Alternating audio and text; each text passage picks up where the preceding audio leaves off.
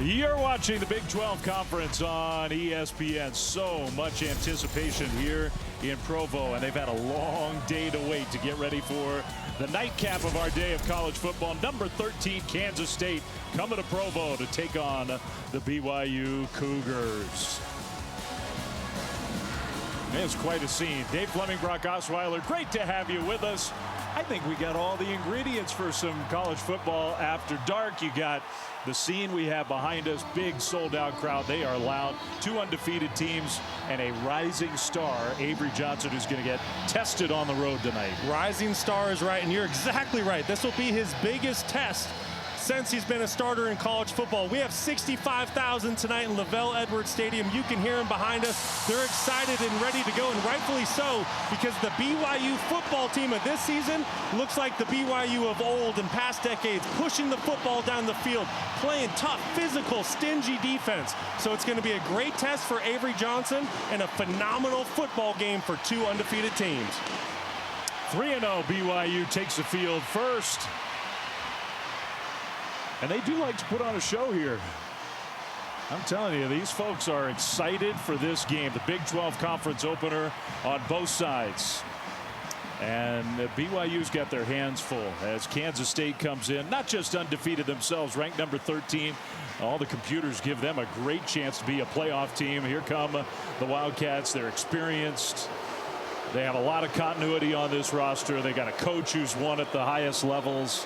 And they have a young quarterback, Brock, in Avery Johnson, who I think a lot of people around the country are thinking this might be the guy a year from now or even sooner. He is something else. No question. He has superstar written all over him. Even one Big 12 assistant coach has gone as far as to say he reminds him of a young Lamar Jackson. Comes in very high praise, and rightfully so. His leadership and command is beyond his years. He's only a true sophomore, but his teammates love his leadership so much they voted him a team captain, which I think says everything. There goes the 19-year-old out for the coin toss. So that's a good transition with Johnson, such a big part of things for Kansas State, to our bear paint game plan. What do you got? K-State, keep doing what you've done through the first 3 weeks of the season. Control the line of scrimmage. You're leading the conference in sacks, and you're also rushing for 7 yards per rush, which is huge for a young quarterback. And then BYU, force the young signal caller to beat you from the pocket. He likes extending things outside. Force him inside, beat you with his arm. Can't wait to see how this one goes. Kickoff in Provo next.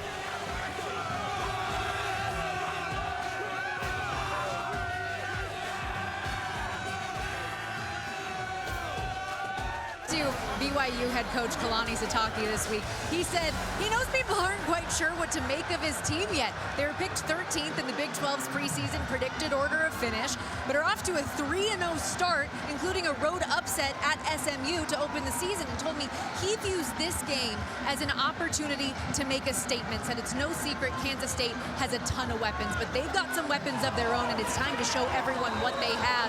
And Dave and Brock, you guys mentioned the environment off the top here. Sitake had a little glimmer in his eye talking about being the underdog in their home building under the lights. Said get ready for this place to be rocking. Oh, good stuff, Stormy. And I think you're right. I think BYU kind of likes the spot that they're in. No question. Bringing a top 15 team into their house tonight. Two undefeated teams, going to be a great matchup. Kansas State won the toss, so they deferred. BYU will have the ball first, and their quarterback Jake Retzloff, who did a lot of good things, Brock, last week at Wyoming. Yeah, he played very well. I think the thing that he did best, that he showed me improvement from last season, is he protected the football. The other thing that he's doing very, very well at an extremely high level is he's getting the football out of his hand very quickly. He's seeing the field well. You can tell he's composed, and he's making great decisions with the football in his hand.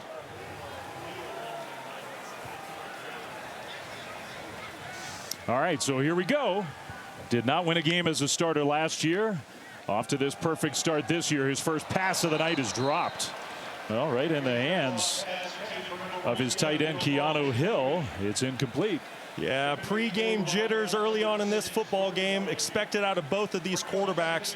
Although the pass was catchable for Hill, you know, that's one of those ones that you want to put up right on your tight end's face mask so he can catch, turn with the football, and get some yards after catch. BYU's a little banged up in the backfield. Sione Moa is going to get the start at running back to Retzloff's left. See a couple of young guys play a lot tonight for the Cougars. And the run game is important for them, I think. They get a couple yards, that's it, on second down. Austin Romaine in on the tackle. We'll say his name a lot. BYU facing a defense, K-State, it's been an unusual start to the year for them, I think, on the defensive side. Lots of disruption, lots of big plays, but they've given up their share of big plays. They have, but the one thing Kansas State has done very well, they've been a bend but don't break. They've given up some yards, but they're holding teams to field goals in the red area. BYU, meanwhile, not been a very good third down team on offense. It's 3rd and 7. Just getting started in Provo. Retzloff will throw, and that one was caught and then dropped.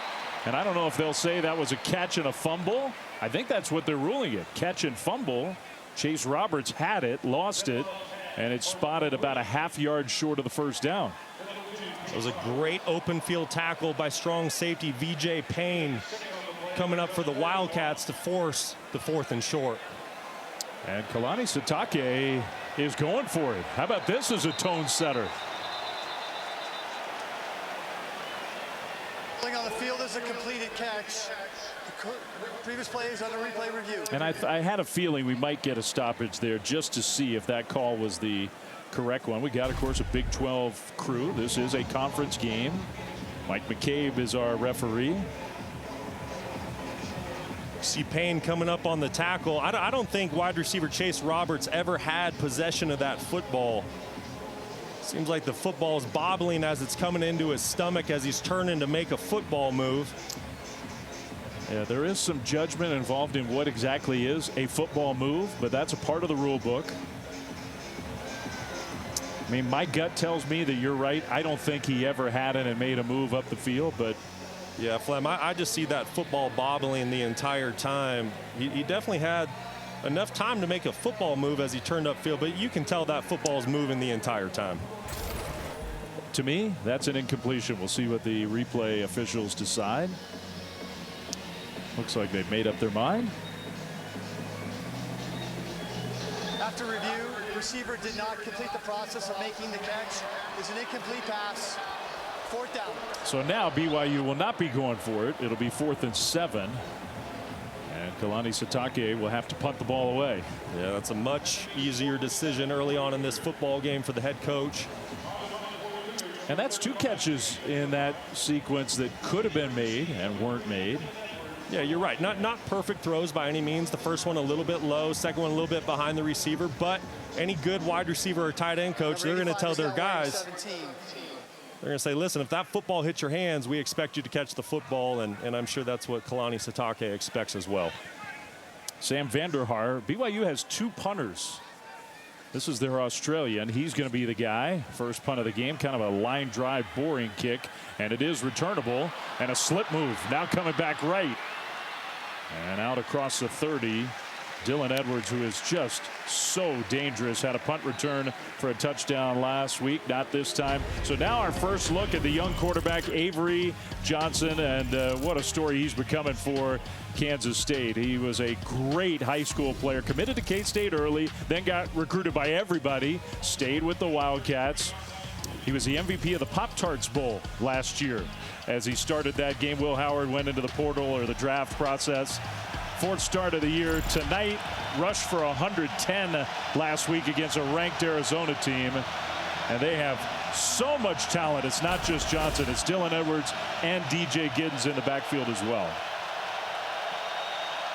But it is loud in Provo. The first play of the game. And that's a handoff straight ahead. Now is Giddens with the carry. Well, you just saw it on the last graphic, Flem, between Avery Johnson, DJ Giddens, and Dylan Edwards. Those 3 in the backfield account for 92% of the offensive production. Kansas State wants to establish the run. Here's the first throw of the game, and a nice delivery out to Keegan Johnson, who got close, but I think they're going to spot that just a little bit short of the first down. Good tempo out the gate for Kansas State. You can tell they want to put BYU on their heels, and one way to try to control a raucous home environment like this is to play with tempo. It makes it very difficult on the fans to make consistent noise.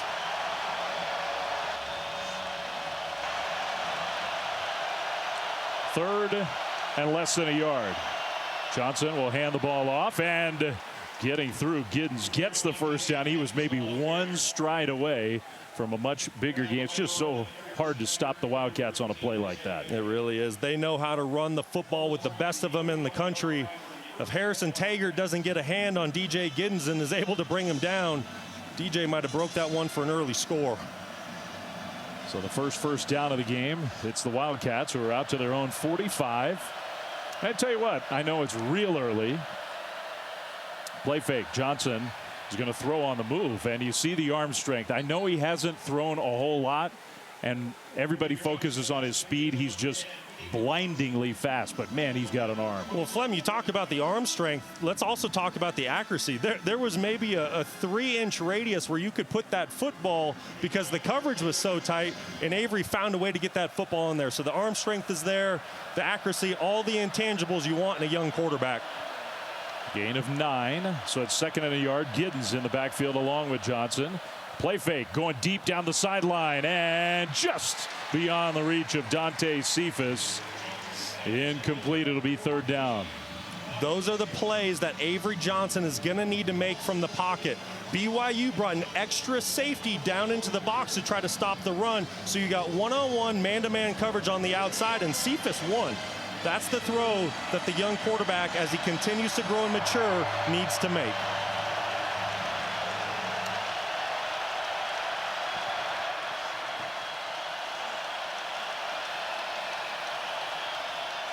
An early big third down play, and DJ Giddens with a big hole into BYU territory. Kansas State on the ground. That's their bread and butter, and they convert the touchdown saving tackle made by Crew Wakely. So a first down for Kansas State. Dave Fleming, Brock Osweiler, Stormy Bonatoni.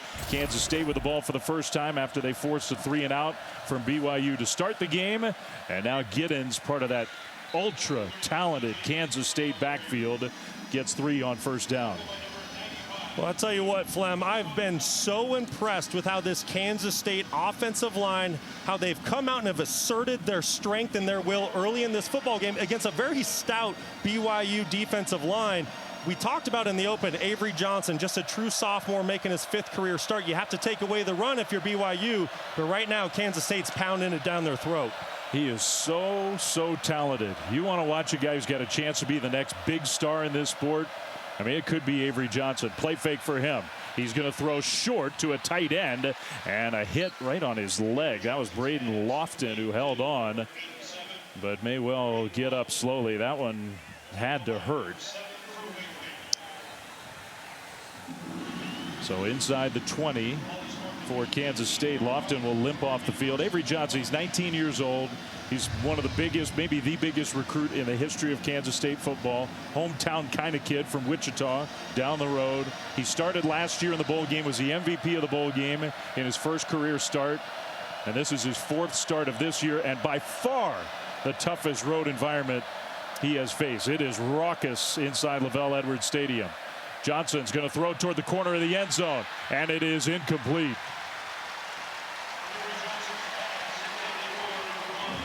Great coverage downfield. BYU, boy, they've really been on their heels the majority of this drive. Kansas State electing to put the football, trying to take a shot into the end zone on 1st and 10. Great job by the secondary. Really nowhere to go with the football. Great play on first down by the Cougars. This was already the 10th play of this first Kansas State drive. And they're inside the BYU 20. 2nd and 10 with Dylan Edwards alongside. They're going to fake it to him. A blocker outside. Jaden Jackson gets the catch and then gets upended inside the 15 down to the 12 where it'll be third down. Boy, that was a phenomenal tackle by free safety Tanner Wall. Coming from the middle of the field, it was one-on-one on the outside, and if Tanner Wall doesn't make that tackle, Kansas State's walking in for the first score of the night. We've talked already about the test for Avery Johnson. It's a test for BYU. They think their defense is a lot better this year. We're going to find out tonight.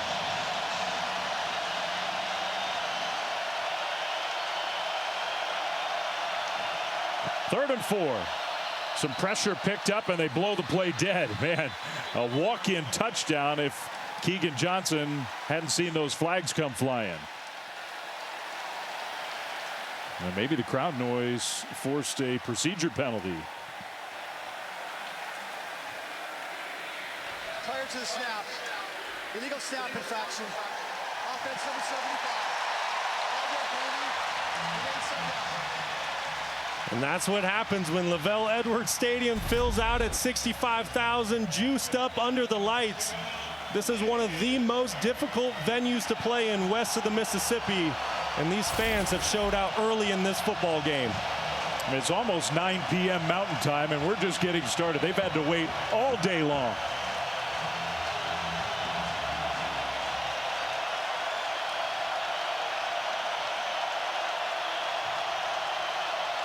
So now it's 3rd and 9. They're going to hand it off. Giddens makes a cut. Giddens is going down. So BYU's defense, they gave up a long drive, but they hold. And presumably, we'll see, yeah, K-State is going to send out the field goal team. Chris Tennant, their senior place kicker. Boy, that was a great job by the two linebackers, Jack Kelly and Harrison Taggart for BYU. BYU elected to play with two safety high defense to take away the pass game. Kansas State ran the football. Those two linebackers rallied for the tackle. 32-yard try for Tennant.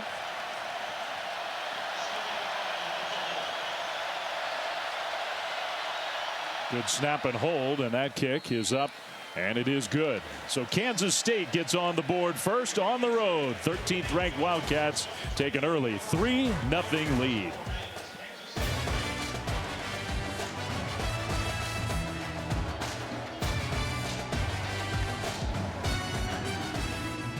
College football presented by IHG Hotels and Resorts. Just a gorgeous night in Provo, Utah. Dave Fleming, Brock Osweiler. And what more would you want from college football after dark? You got two good teams, undefeated teams. And man, we told you it was going to be a great atmosphere. How good is this? It's fantastic, and they've already played a role in the game, causing a false start with Kansas State on their opening drive, forcing them into a field goal. So the field goal for the Wildcats puts K-State ahead. BYU's going to get the ball back now. Kansas State, we know they're a good team, Brock. Kansas State is a playoff contender, a conference contender. BYU's the team I think we're going to learn a lot about tonight. Undefeated, picked way down towards the bottom in the preseason poll in the Big 12. And I think they've been one of the surprises. And Kalani Sitake really believes that his team can win this game. How about our bear paint game plan? Yeah, I think it's simple. Kansas State, keep doing what you've already done in this game. Control the line of scrimmage defensively, affect BYU's quarterback Jake Retzloff, and then offensively continue to rush the football, 7 yards per rush. And then BYU, if you're going to win this football game, you're not going to completely take away the run game for Kansas State, but you have to find a way to slow it, take away the legs of Avery Johnson, don't let him extend plays outside the pocket, and force him to beat you with his arm from inside that pocket. Now, the junior quarterback Jake Retzloff, he's got a lot of ability. He's had kind of an up and down career so far. He's going to be flushed out of the pocket, gets rid of it, and throws it incomplete. And that avoids the sack against a team that piles up the sacks and the tackles for loss. Well, we just talked about it, keys of the game. Kansas State, you see how disruptive that defensive front is, getting into the backfield essentially at the snap of the football. But credit Jake Retzloff for climbing the pocket and finding a way to save the yardage, maintaining 2nd and 10 and getting that ball thrown away. This year the stats are a whole lot better. He's protected the ball better, although still some turnover issues. That's often the #1 thing for Retzloff. If he protects the ball, he makes a lot of big plays. He's a gunslinger. Slings that one in there, and it's caught. The turn upfield.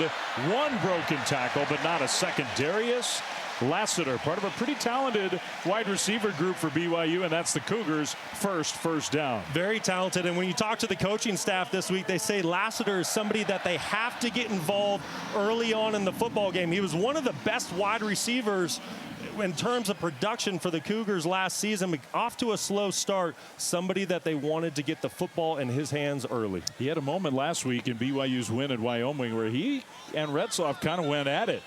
And he was frustrated. He was open. Retzloff missed him. So maybe a deliberate attempt to get him involved early. Retzloff from the pocket. That one incomplete. Just sailed it too far trying to hit Lassiter again. You know, and we've given a lot of praise to Retzlaff, and rightfully so. We just showed his numbers and his improvement from last year, and especially when you talk turnovers. I mean, shoot, the kid's, 13th in total offense in the entire country right now. But what you just saw, he's missed a couple wide open targets. And that is still one thing that he needs to continue to work on, is hitting those open guys. He's done good in quick game, pushing the ball downfield. But when targets are open, got to make the throw. He's 1 for 5 to start this game, although he's had a couple drops already on BYU's first drive. 2nd and 10 from their own 28. Retzlaff, an option style play, is going to pitch it, and that's Sione Moa, a young running back who got a couple yards out to the 30. Marquise Siegel, one of K-State's best players with the tackle. Yeah, Siegel, just a fantastic player on the back end for Kansas State. How about that relentless pursuit by the defense? At the end of that picture, there was 5 or 6 Wildcats all there to make the tackle, and that's something that, this defense has done week in and week out. 3rd and 8. BYU has struggled on 3rd down this year, last year, for a few years. Retzlaff on the move, a perfect delivery to Moa out of the backfield, and he turns it up for a BYU first down.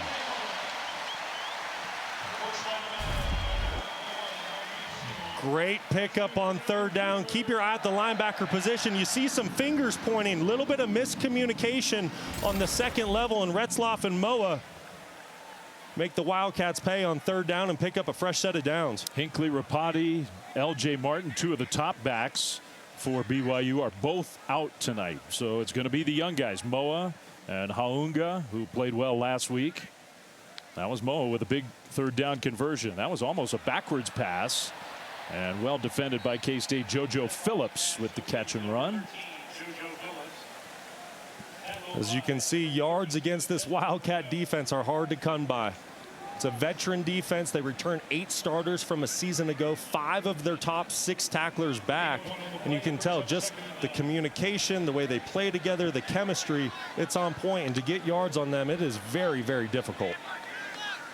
Well, the Big 12 is, it is a wild conference this year. But even just 4 weeks in, we're starting to get a little clarity.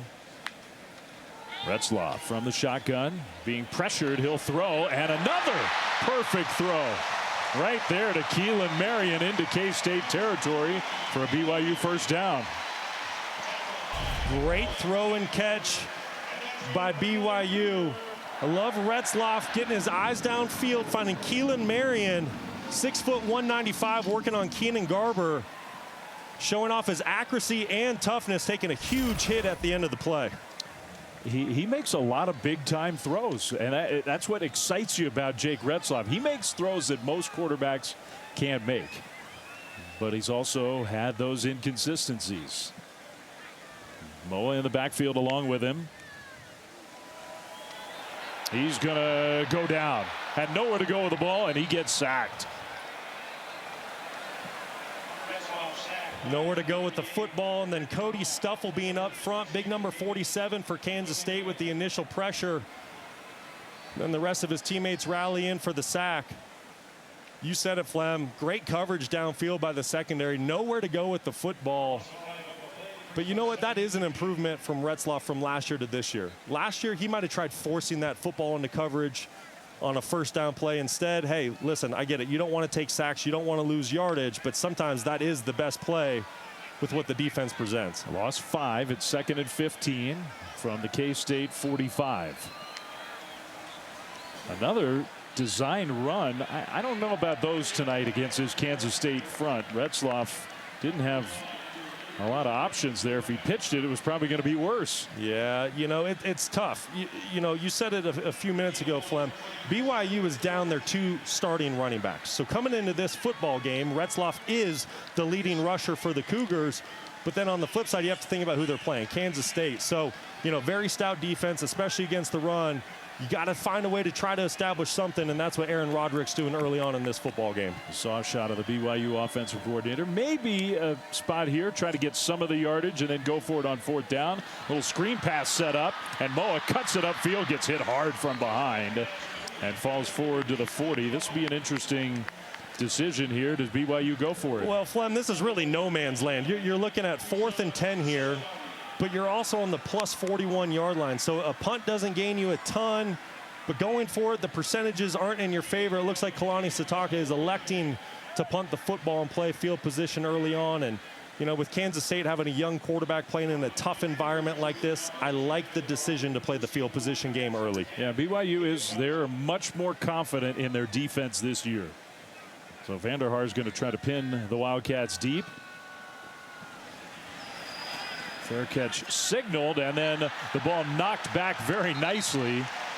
Remember, in college, all you have to do is make sure the ball doesn't cross the plane of the goal line. So it will be loud and poor field position for Kansas State when we come back.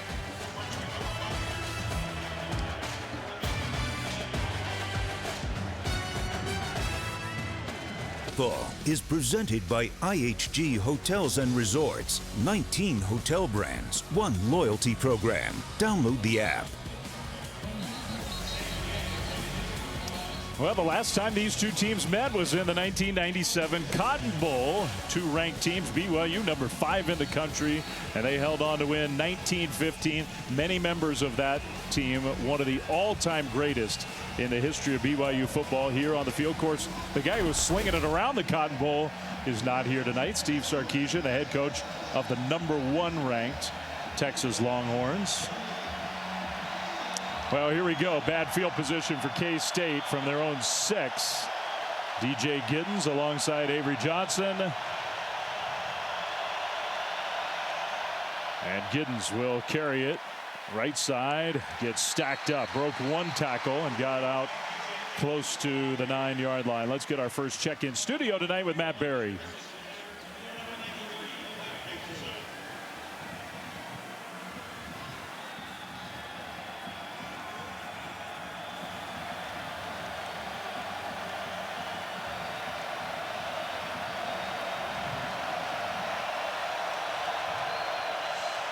All right, thanks, Matt. Dylan Edwards now in the backfield, and he will empty the backfield. Might remember Dylan Edwards from Colorado's team last year. Johnson gets the ball snapped. Pocket sort of collapsing on him. He'll throw towards Edwards, and Edwards made the catch. Nice catch along the sideline there. Short of the first down by maybe a yard. Yeah, great catch by Edwards. But even better coverage by the secondary for BYU. Really nowhere to go with the football for the young quarterback, Avery Johnson. Playing a zone 2 deep coverage. Looking to push the ball down the field, nowhere to go. Bringing up at a pivotal 3rd and short early on in this football game.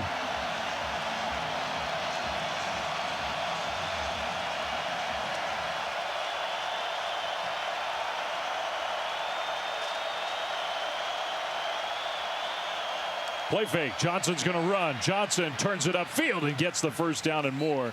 Now that run doesn't totally display his breathtaking speed, but he can fly. No, let's just say that when he gets out in the open, he's arguably the fastest player on the football field. Great job, though, by left guard 54 Hadley Panzer. You're going to see him pulling around, leading up for quarterback Avery Johnson.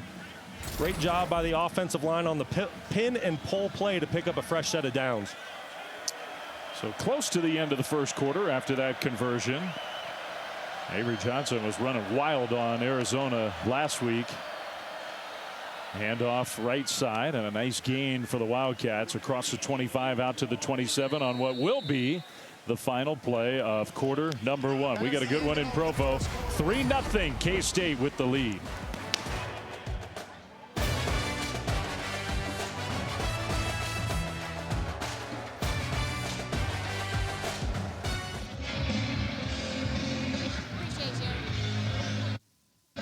Mic check 1 2 1 2. Let me know when you guys are all set. Coach Sitake, I know you have a lot of belief in your defensive unit. How would you evaluate their performance so far? Well, we got to keep the points off the board, and we got to win the 3rd downs, but it's hard to do when you're not winning the 1st and 2nd. So they're getting 3rd and short. We got to get them, force them some 3rd and longs, and possibly get some turnovers from there. Thanks, Coach. Thank you so much. Appreciate it. Thank you. Quick and painless. Their performance so far. Well, we got to keep the points off the board, and we got to win the 3rd downs, but it's hard to do when you're not winning the 1st and 2nd. So they're getting 3rd and short. We got to get them, force them some 3rd and longs, and possibly get some turnovers from there. Thanks, Coach. Thank you so much. Appreciate it. All right, thanks to Kalani Sitake, thanks to Stormy, and to his point, K-State has converted 3 third downs already in this game as we start the second quarter. All of them, Brock, 3rd and 1s. Yeah, and I mean, it's because Kansas State is controlling the line of scrimmage. They're winning on 1st and 2nd down, getting ahead of the sticks to make it 3rd and manageable. Goes back to the points and keys to the game. BYU has to find a way to slow down the run game for the Wildcats and force Avery to beat them from the pocket. Started this drive just outside their own 5-yard line. Edwards in the backfield, and I think K-State moved. Those kind of penalties pretty unusual against the Wildcats. False start. Offense. Number 54. 5-yard penalty. Remains 2nd down.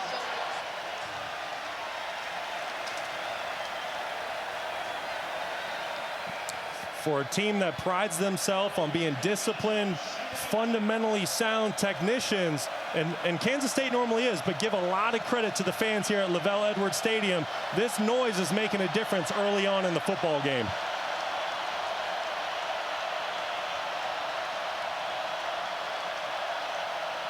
Second and 9, a fake of a jet sweep, and now there goes Johnson. Johnson to the sideline, and a good angle taken by the last hope for BYU. Tanner Wall, who forced him out of bounds, but a gain of 30. Well, Flem, it's the jet sweep action that Kansas State presents as eye candy, and watch these linebackers flow with the jet sweep. And what happens when those linebackers flow, it cleans up a huge hole for Avery Johnson, and there's no one there for BYU to make the tackle.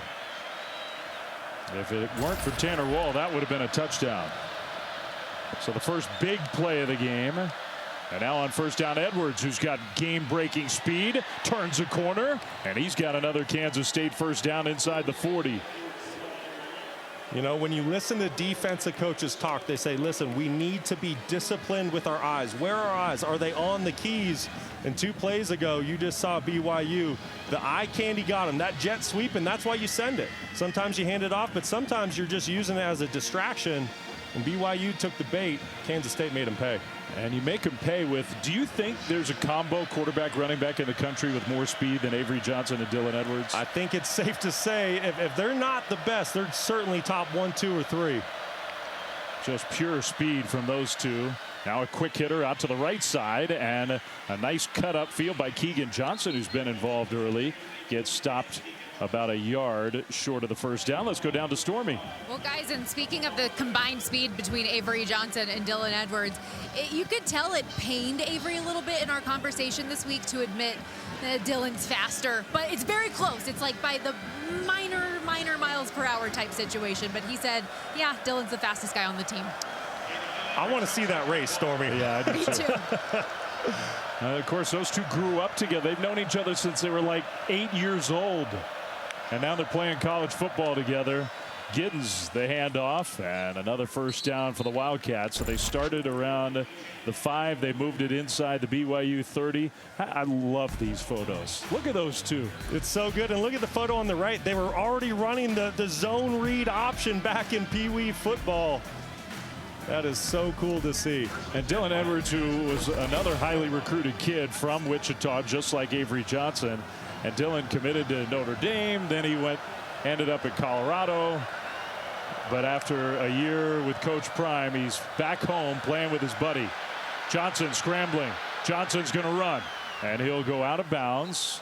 They've talked to him a lot about trying to avoid big hits. Got some positive yardage there. Back down once again to Stormy. Well, and you guys talked about it. Avery and Dylan playing together for the Wichita Bears at 7 years old. Avery told me their dads were childhood friends, and Dylan's been his guy as far back as he can remember. And when Dylan hopped in the portal this past offseason, he said he was very quick to say, Dylan, we can use you. We can win. Let's do this together. And they have a lot of goals this year together. Those goals are set pretty high. 10th play of this drive. On 2nd down, a handoff. That's Edwards. And Edwards, who, I mean, he's got all that speed. He's got maybe a little more power than his 5'9", 167 frame would give away. Oh, no question. I mean, with his height at 5'9", and that might be being a little bit gracious, his contact balance and the power that he has in his legs is second to none across the country. And you saw it there on that last play. When he lowers his shoulder, he's falling forward. Fourth time K-State has had a 3rd and 1. They've converted the first 3. And they have the more powerful back, DJ Giddens, in there. Another really talented young man. Giddens gets the handoff. Giddens first down, picking his way forward down to the 12. Great pickup by Giddens in the Kansas State offense. Just no gap integrity by the BYU defense. They brought pressure on that last play, playing man-to-man outside, really sold out to stop the run. But you ended up with a linebacker and a free safety in the same gap, which is what allowed Giddens to pop out the front side to pick up the fresh set of downs. And what did you say early? How do you take a crowd out of the game? How do you take the emotion out of this stadium? Long, deliberate drives. This is the second one they've already had. They had to kick a field goal first time. A play fake. Johnson keeps. Johnson around the corner, and a penalty flag thrown. That might be a hold against the tight end, Will Swanson. It was going to be 2nd and short from around the 5. This will be a big penalty if it is against the Wildcats.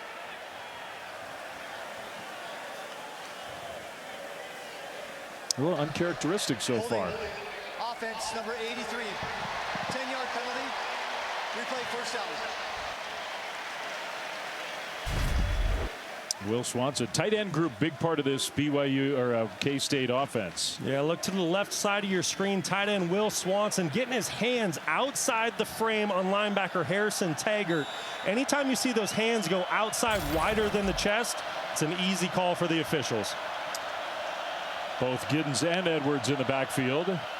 They're going to run an option play. Johnson pitches it to Edwards. Edwards cuts it middle. Edwards gets knocked inside the 10. What a nice play that was. Tyler Batty put that big hit on him.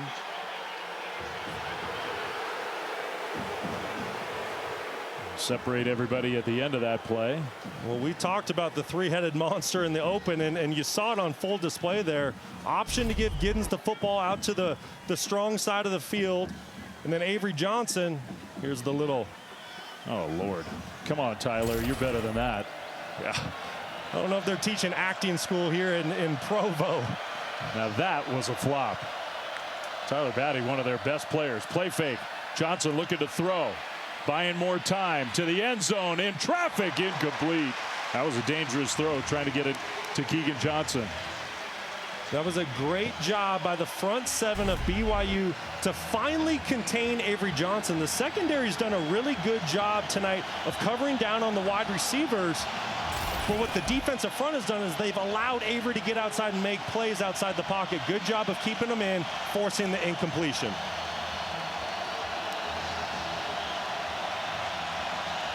So 3rd and 5, BYU. Trying to bend but not break for the second time tonight. Johnson, flush left. He's going to turn it all the way back around. Johnson just too fast for Batty, and he throws it behind his intended target. Incomplete. It's 4th down. Tremendous pursuit by Tyler Batty. We were just giving him a hard time for the flop, but he makes up for it on 3rd down. Trying to chase down quarterback Avery Johnson. Once again, give credit to the BYU secondary. Nowhere to go with the football. BYU playing man-to-man coverage and forcing another field goal. Great red zone stop by the BYU Cougars. I don't know what's going on here. The band sent some people on the field on the other end of the field. And meanwhile, on this end, we kicked the field goal.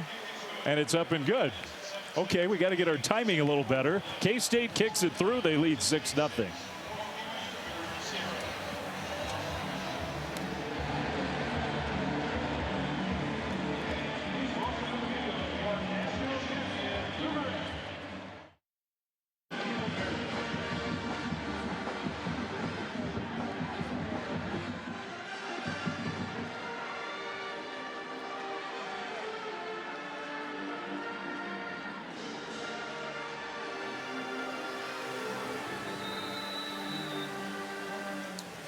Well, Kansas State's had the ball 2 times. They've piled up 160 yards of offense, averaging 80 yards a drive, and they have 2 field goals to show for it. So BYU's defense has found a way to limit the damage. It's 6-0 Wildcats, kicking it into the end zone for a touchback.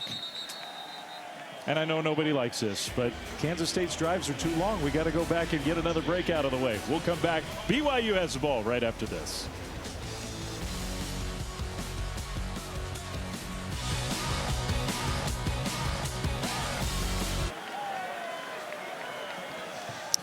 All right, here we go.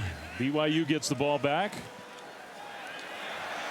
And a straight ahead run for the Cougars on a drive where, Brock, it feels like BYU needs to at least have the ball for a little while.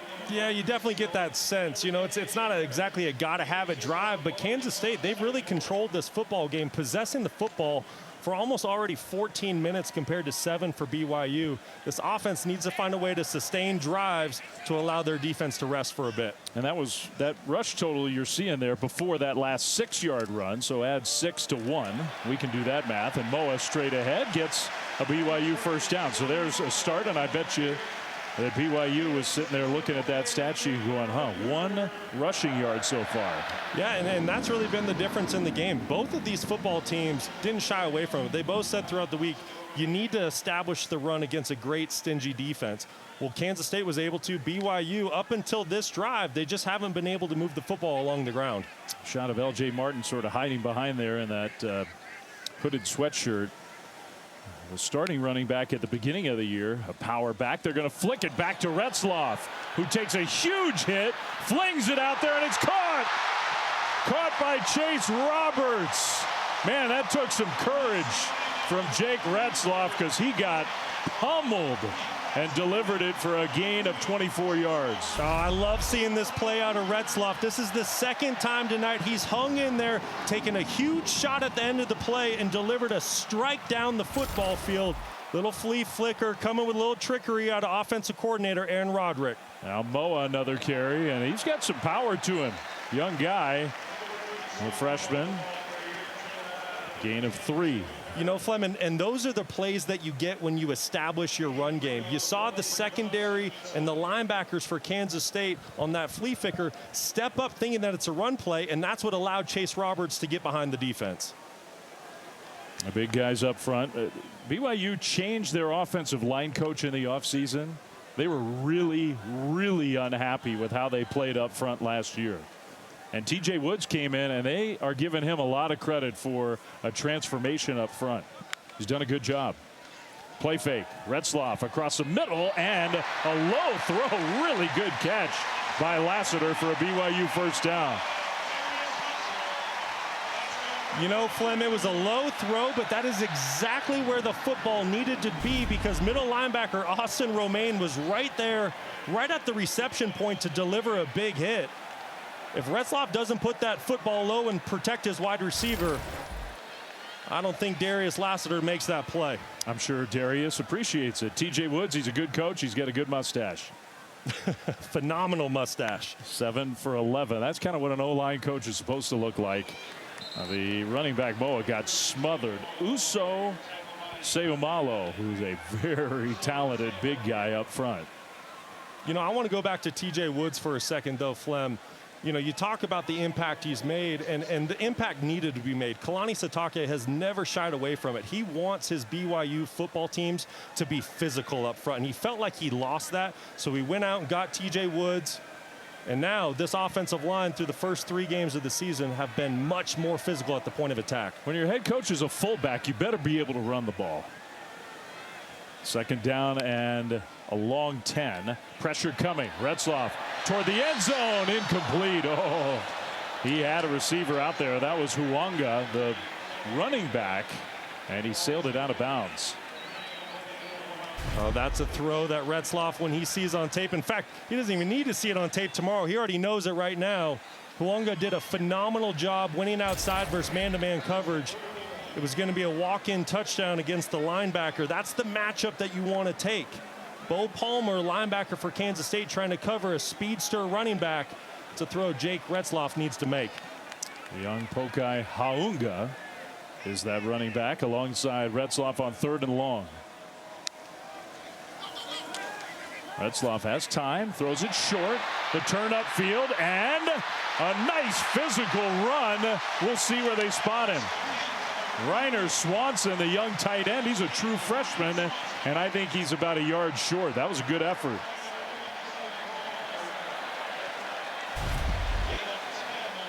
It was just a basic shallow cross coming from the tight end across the field.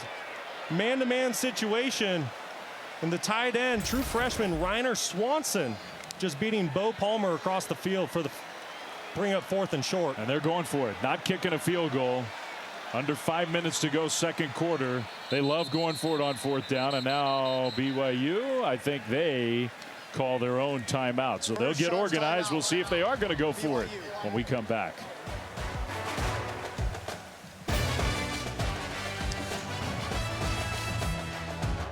Saturday night matchup is the game of the week, might be the game of the year. Georgia, Alabama from Tuscaloosa, 7:30 Eastern on ABC, on ESPN Plus. All eyes will be on that one. And our college football rankings brought to you by Chick-fil-A. Georgia was #1, but Texas has leapfrogged. Texas has been so impressive. Both Georgia and Alabama off this week, Brock, to get ready for that one. Yeah, it looks like Arch Manning had some fun in his first career start, and then I look at Missouri squeaking one out late against Vanderbilt at home to keep them undefeated. That was a huge win for the Tigers. And a great road win for Tennessee if you're flipping over from that game to us. As that one just ended, BYU on 4th down is going for it. Trailing 6-0, the handoff, and they got it. That's the freshman running back, Sione Moa. Just enough for a BYU 1st down. What a tremendous effort by the true freshman running back, Moa. And you know, I said he got it. It sure looked like he got it. And then the spot was not quite as generous as I thought it was going to be. But they are saying 1st down. Yeah, I'm with you, Flem. I thought that was pretty clear cut from our vantage point. But like I was saying, great effort by Moa, would not be denied on 4th and short. The chain gang got the message very late, so they're scrambling. The defense looks pretty organized. 1st and 10. They can get a 1st down. Play fake. Retzloff pressured, and he goes down. Takes a big sack. Brendan Mott, who's playing at such a high level. Man, that's huge. Well, that's a play where Retzloff needs to throw that football away, save the field position. You can't take a sack. But credit Brendan Mott, the former walk-on, now team captain. Just relentless, plays with a high motor, would not be denied. Getting in the backfield and causing a huge loss for the BYU Cougars, who were just knocking on the door. I mean, this part of the field, that's a killer for BYU. It is, and I understand where Retzloff is at. You know, they were running a man beater, a man concept. Kansas State was playing zone, nowhere to go with the football. That's okay. It's 1st and 10. Throw the ball away, live to play another down. And now with the play clock winding down, BYU has to burn another timeout. So BYU maybe stinging from that sack, was an organized timeout here in Provo.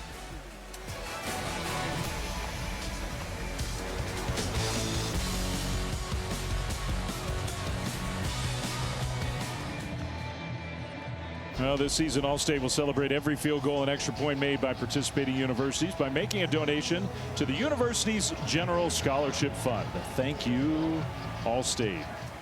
Impressive drive from BYU, 10 plays over 5.5 minutes, but a big sack taken on 1st down. So now out of the timeout, Jake Retzloff and the offense set up to go on 2nd and very long, 2nd and 22. Swing it out to the left side, and what a catch. Moa's not going to get a whole lot out of it. Man, that was a good, he's got good hands. That's my early scouting report on Sione Moa. That was a phenomenal catch by the true freshman running back. That football really jumped on him. I don't think he was quite ready for it, but Retzloff, he saw a defender coming into his passing window, knew he needed to get that football out quick. That was great concentration by Moa. Problem is it only got a yard, maybe 2. So it's 3rd and long. Haunga now in the backfield. Key here for Retzloff is no negative plays. You're in field goal range. You have 3 points in your back pocket. He'll throw it quickly, and that's Haunga along the right sideline. And Kansas State, I think, was sort of playing defense set up to just make sure they didn't allow anything goofy, so now the field goal team comes out. I really like that call by Aaron Roderick. You're taking the decision-making out of your quarterback's hands. You call a catch-and-carry play. Try to make it a more manageable field goal. I think that was a really good call by the offensive coordinator. And then credit Kansas State. You force a sack, you get BYU behind the sticks, and now you're hopefully holding them to just 3 points. Will Farron, the place kicker, sets up for a 31-yarder from the right hash to try to get BYU on the board with 2:22 to go until halftime. And that's exactly what he does. A little close for comfort, but he got it in there. So it's a 6-3 ball game as we get close to halftime. Well, we got Sunday Night Baseball tomorrow, and it's a huge game for the Mets. Phillies and Mets in New York at Citi Field, 7 Eastern. It's fun. The final week of the big league season is upon us, and we got a lot still to be decided, and that game is a massive one for the Mets, who are in a playoff position. ESPN2, Baseball Tonight, Sunday Night Countdown kicks off our coverage. It's a good time of the year.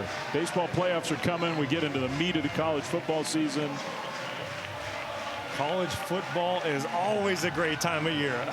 I know you're a little bit biased to the baseball and baseball playoffs. I get that, and it is exciting. You know, you get into October and the World Series, but nothing's better than college football. Well, here's what I would say. I like the preseason. I do. But I love conference play in college football. Yes. And if you're just now tuning into this football game, would you believe that the Big 12 is a 6 to 3 point game with 2 minutes to go in the second quarter? Remember when it always used to be 50 points, always. 60 points? But now the Big 12 has really transitioned the last 2 or 3 years into a conference that plays phenomenal defense. And when you look across the board, there's some of the best running backs in the country that call the Big 12 home. Avery Johnson and K-State. This would be a nice test for the young 19-year-old quarterback. See if he can execute on the road a 2-minute drive. Kickoff is going to go again into the end zone for a touchback. How about our player spotlight brought to you by Cintas? The running game for Kansas State. We can't pick just one.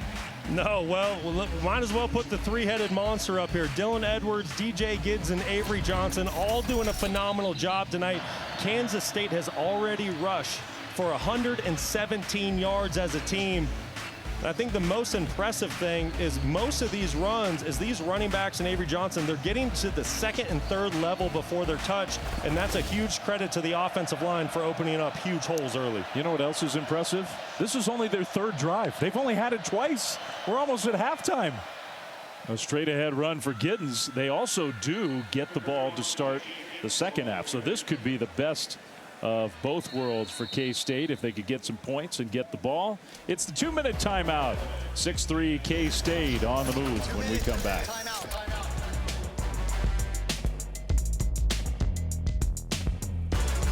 Johnson listening in on the BYU sideline before this drive. Captain Tyler Batty encouraging his position coach. Let's put a double spy on him. We need to make life harder on the quarterback.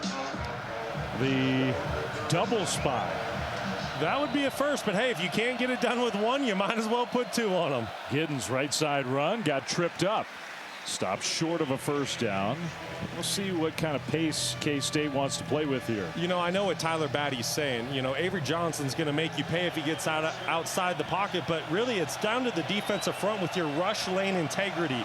You need to push from the defensive end position to quarterback level and then squeeze the pocket to force him to stay inside. And then if your defensive tackles, you just need to build a wall. You can't rush past the quarterback. K-State very content to go slow here. They might pick it up if they actually convert. This is really good clock management by the Wildcats. They have all their timeouts. Handoff, and the ball comes out. The ball's out. BYU scoops. BYU scores.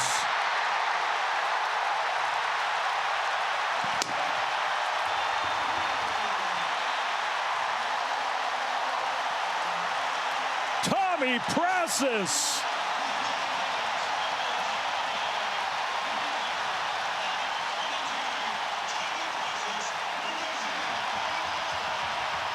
You talk about giving your fans what they want. Listen to Lavelle Edwards Stadium right now. Wow. 30-yard return. The ball was just lying there. And there came Prasis. And he didn't bobble it. He didn't kick it. He didn't kick it out of bounds. He grabbed it, and he was off and running. True freshman out of Chandler, Arizona. Wow. Game-changing play. No kidding. After the way Kansas State was dominating the time of possession and really everything about this game until the last few minutes, now BYU has the lead. Well, Fleming, we talked all week coming into this football game. We said the team that controls the line of scrimmage and wins the turnover battle is going to win the football game. Well, BYU's defense strikes first with the first takeaway of the game. And the true freshman, Tommy Prasis, making the huge play for the BYU Cougars. You said it, he didn't skip a beat, showing off his athleticism. You see it all the time. The ball's on the ground and maybe he gets kicked, fumbled around. No, that is a clean scoop and score, and that is a very, very rare fumble by running back DJ Giddens. I mean, if you bobble it and kick it out of bounds, K-State at least keeps it. It's fourth down, but it's not a turnover. If you pick it up but then lose your balance like he was about to, it's not a touchdown. Wow, what a moment for him. Now, if you're Kansas State, you have to have a short-term memory. You still have all three of your timeouts at your disposal, over a minute to go in the half, and don't forget, you get the ball to start the third quarter. So plenty of opportunities out there for the Wildcats. We'll see how Chris Kleiman wants to play it here with 3 timeouts and a minute 8 on the clock. They'll start from their 25 again.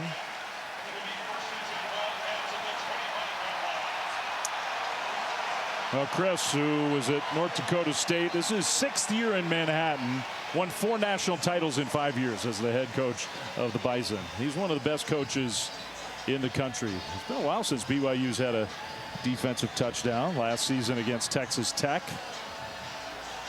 I'm really excited to see how this Kansas State offense responds. You have a very young quarterback. Yes, we know how talented he is, but he's making his 5th career start. This is going to show his poise and composure. Great test. Nobody in the backfield with him. Dropping back to pass. And now going backwards, he'll throw it away. Took a hit and dumped it off. So the clock stops with a minute and 2 until halftime at 2nd and 10. Well, Tyler Batty asked defensive coordinator Jay Hill for a spy, so that's what Jay Hill did. Watch in the middle of your screen, number 17, Jack Kelly.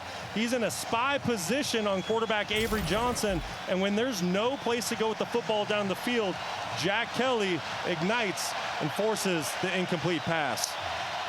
Jay Hill, that coordinator, said Jack Kelly's going to play in the NFL. He is really talented. 2nd and 10. Johnson with a blitz coming, and he almost, maybe he did throw a pick. Batty picked it off.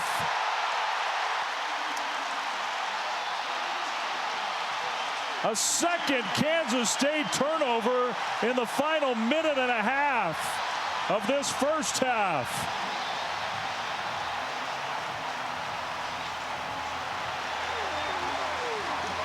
Mom and Dad want to know, did he actually get that interception? I think he did. I don't think it hit the turf.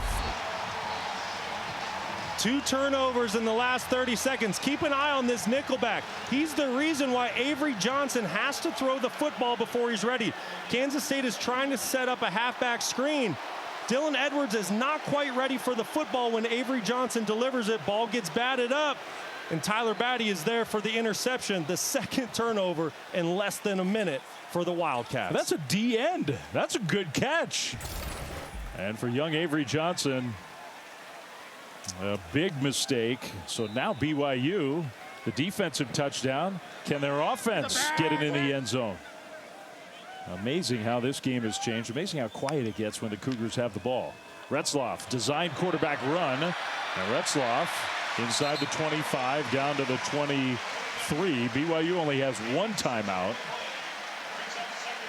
BYU, they don't need to be in a rush. They need to play with solid tempo here, but they still have a timeout in their back pocket. 40 seconds on the clock. 2nd down. Retzloff in the pocket. Throws. End zone. Caught! Touchdown!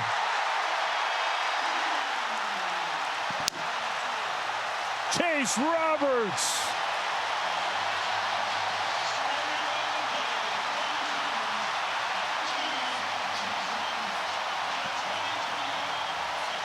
I can't remember an end of half like this. This place is juiced up, Flem. What a scene for college football. And how about BYU? Defense coming up with the turnovers. Offense doing a terrific job in sudden change, getting the ball into the end zone. That's how you draw it up. Now checking to make sure he got in. Amazing. With a minute and a half to go, Kansas State had the ball, and they were up 6-3. With 29 seconds on the clock, it's 16-6 BYU. Did he have possession and get a foot down? I thought it was pretty clear that he did. That looks clear to me. That's a touchdown. No doubt. No doubt. He got both feet down, and then he got the left foot again a third time. Great concentration and body awareness by Chase Roberts.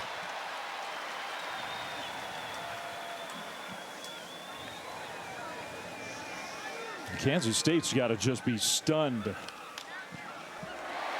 Extra point up and good.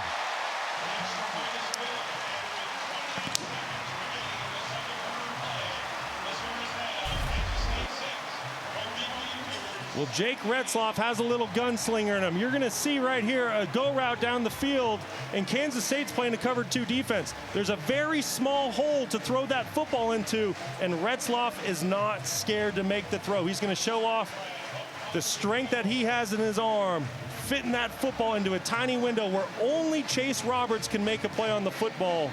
And then Roberts does a tremendous job of high pointing it, showing the body control, dragging the toe. That was great sudden change and execution by the BYU Cougars. And think about this on the K-State side. Now you give BYU all the credit in the world. Avery Johnson, 1 career interception. 1. DJ Giddens, 1 career fumble. And both of them turn it over in the final 2 minutes of this first half. 1:45 to put 17 points on the board. And K-State is going to bring out the kick return with Edwards, who does have that great speed, but he'll go out of bounds at the 25. I'm thinking that we're going to get a kneel down. We'll see while we have just a moment. Set your alarm clocks. It's coming up on us pretty soon. Just a few hours from now. Sunday NFL Countdown, 10 a.m. Eastern, getting ready for kickoff with week 3 in the NFL. And then on Monday, 2, not 1, 2 Monday Night Football games at 7:15 Eastern on ESPN and ESPN Deportes. Jaguars and the Bills then at 8. A couple of old LSU Heisman Trophy winners, Jaden Daniels, Joe Burrow, going head-to-head. The Commanders and the Bengals on ABC. Kneel down or what? Yeah, if I'm Kansas State, I'm just handing the football off. Let's get to halftime and regroup. Giddens, handoff, and time to regroup for the Wildcats. Still a lot of game left. They're down 11, but they were in control of this one. No question. And don't forget, the Wildcats get the football to start the third quarter. So I think this is a really good decision. BYU has all the momentum. Get to halftime, make some adjustments, come out and play the second half. Just an amazing last couple minutes. And there's some coaching there with his young QB. Got to get him ready for a very important second half. That's good coaching. Coming up on the Lexus halftime report, Josh Heupel going home and coming up with a big win. Showdown at the Big House. That was a great game. Extra time in Columbia, Missouri. Lots to talk about. We'll get you to the studio for the Lexus halftime report after this break. But it's 17-6 BYU at halftime. Coming up next.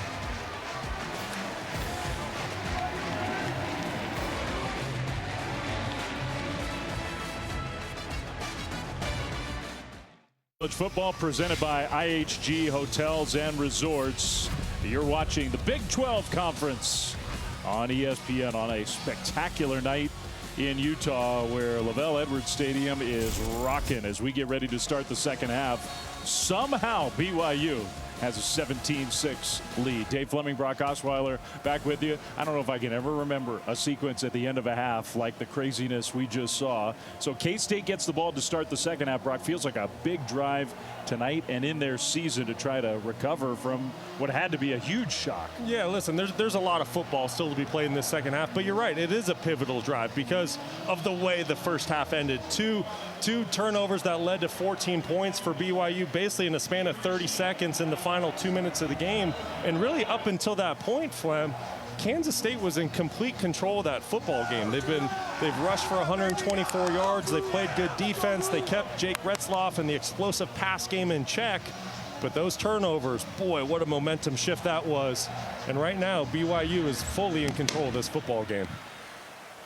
Kickoff into the end zone, so the K-State offense will come back on the field. The same part of the field where all the chaos happened. Our now what moments brought to you by Prudential. And this is what it looked like in case you weren't with us. The reliable DJ Giddens had the ball knocked out, and then the scoop and score by the true freshman Tommy Crassus, and then Avery Johnson got pressured, had to get rid of it quickly, the interception, and a couple plays later that. Yeah, phenomenal throw by Retzloff to his go-to target, Chase Roberts, just throwing a dime into cover two, the only spot the football could be. And just like that, you have a huge 14-point swing, 17-6 Cougars. That's a crazy drive summary from the first half for K-State. Johnson going deep and incomplete. He led his receiver just a little bit too far. Jaden Jackson might have had a step. Let's go down to Stormy.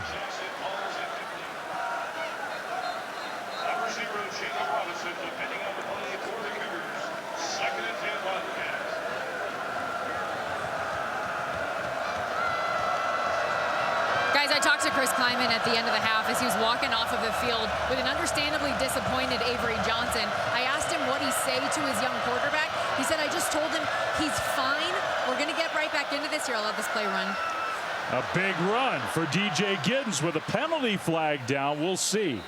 Might have been offsides the way it was thrown. Kansas State with the big gain on the ground. Go ahead, Stormy.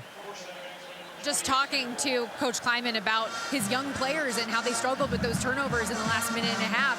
I asked him what he needs to do to bounce back. He just said, I told him, settle in, you're fine, everything's going to be good, we'll bounce back. He thought they were playing really good football before those turnovers happened. He said, we just can't shoot ourselves in the foot, especially in a building like this, because this crowd can get on top of you, as we saw plenty in the first half. Yeah, and another example of that. That was a great gain on the ground that gets negated by the illegal formation penalty. You know, I want to go back to what Stormy has been talking about. At the end of the half, Chris Kleiman goes up to his young quarterback. He's smiling, puts his arm around him.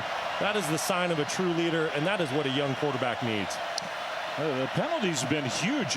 In a lot of ways, K-State had to settle for 2 field goals because of penalties in the red zone. Handoff, Dylan Edwards trying to get to that corner. Edwards, that was walled off, and the ball comes out. I think he was down. The official said he was down. Well, that would have been amazing if K-State had committed another turnover. It was a really good job by Dylan Edwards. Get into the outside to open space. He's definitely down by contact, but just to make it a 3rd and manageable. I know it's 3rd and 8. It's a lot better than 3rd and 15.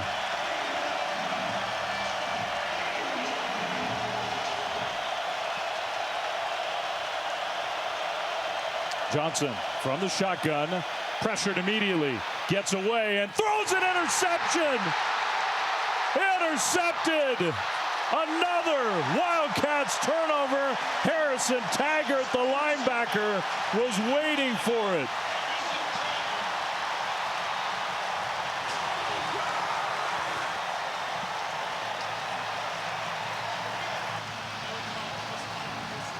I don't think Johnson ever saw him. No, he didn't. And if you're the BYU Cougars, you wanted a fast start to this second half, and that's exactly what you did get. Tyler Batty, team captain, senior, coming from the defensive end position, does a great job on the inside swim move to force the interception by Avery Johnson. And Avery Johnson just throws it right to linebacker Harrison Taggart. Almost, it's one of those plays where you think the young quarterback almost thought he had a purple jersey on. So now first play from scrimmage and a big run. on the cut, back inside. Moa all the way down inside the 5. So the defense has sparked the offense. And Sione Moa, the young running back, with a great run of 24 yards. We're talking to Kalani Sitake this week. He said, I want to see my football team play great in all 3 phases, play complementary football, and BYU right now is doing that at an extremely high level. He left Jacob Parrish in the dust. So BYU trying to turn a turnover into a touchdown for the 3rd time in the last, 4 minutes of gameplay? 1st and goal. Retzloff. Play fake. Throws. Caught. Touchdown. Lassiter.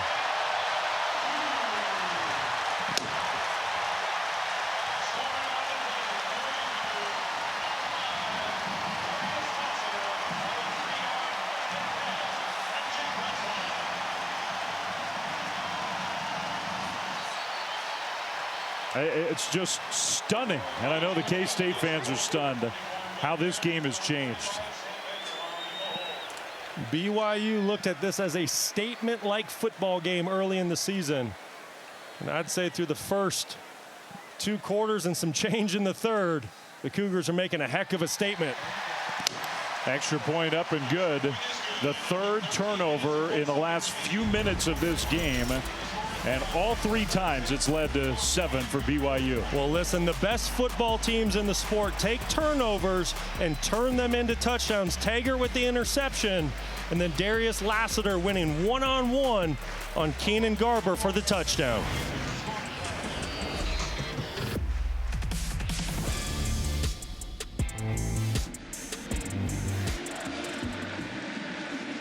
Points in the last 3 minutes of game time. If you go back 1 more minute of game time, it's 24-0 BYU. It was 6-0 Kansas State approaching the end of the first half. 3 turnovers on the last 9 plays from scrimmage. Edwards watches it go in the end zone. So now the K-State offense has to find a way to get back in this game. Let's go back down to Stormy. Well, for Kansas State quarterback Avery Johnson, this is the first time in his young career he's faced real adversity as a starter, and his quarterback's coach Matt Wells had some words of encouragement on the sideline. He said, you're going through it, we're going through it right here with you. We believe in you, this entire team does. He said, keep going and keep throwing, guys. He had 1 career interception before his last 14 plays, and 2 interceptions in those plays. Yeah, and let's give a lot of credit to this home crowd. We knew that this would be a tough test for Avery Johnson. He has yet to play in front of an atmosphere like this, and you see the turnovers. So Ken, the 19-year-old. Play a game. Oh. Offense. 5-yard penalty. Remains first down. And, you know, the penalties have been a part of this. They had a nice big gain that would have given them a little momentum. Last drive, they got negated by a penalty.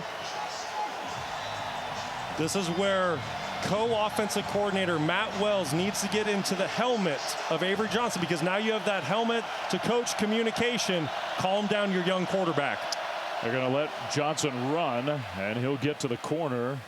Might have stepped out of bounds, but no, got all the way out across the 30. You know, they preached to Avery Johnson, well, you're not a running back, you're our quarterback. We want you to hang in there. There are plays to be made down the field. But on that last interception, it looked like there was nothing but grass in front of him. I think maybe some folks would like to see him take off a little more frequently. You're right, Flem. There was a chance for a huge play if Avery decided to tuck the football and run. But listen, he's a young quarterback. He's going through it. Just his 5th career start. He's going to learn, but don't worry about these mistakes. He's still going to be a great quarterback in the long run. Hand off to Edwards, and Dylan Edwards did not get there. Stopped about a yard, maybe 2 short by John Nelson. So now it's 3rd down. This is a really good answer by Kansas State to make it 3rd and short. Right now you can run for the first down, you can throw for the first down, you can get Avery Johnson outside the pocket. Full playbook is at your disposal because you stayed ahead of the sticks.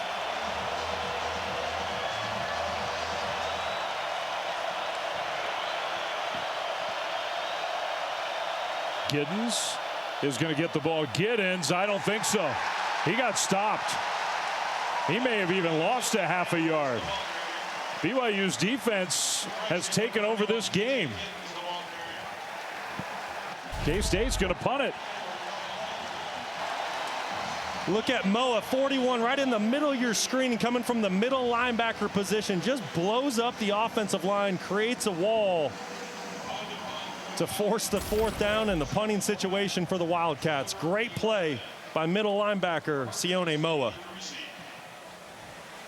Well, now the punt. And that one might have been touched, maybe. Scooped up by the return man, Parker Kingston. And now he's going to turn the corner. There he goes. Kingston to the 50. Still going. Kingston. Touchdown.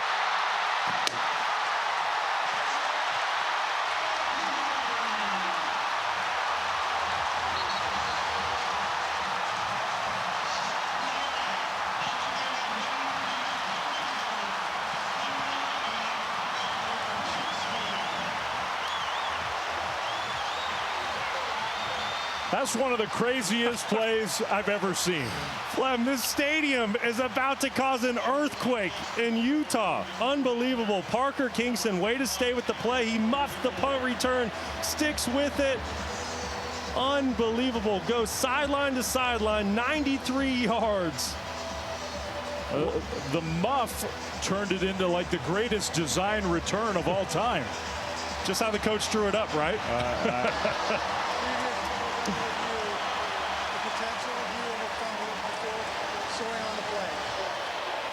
Okay, so we're reviewing a potential fumble before the touchdown. Does that mean at the very end of the play?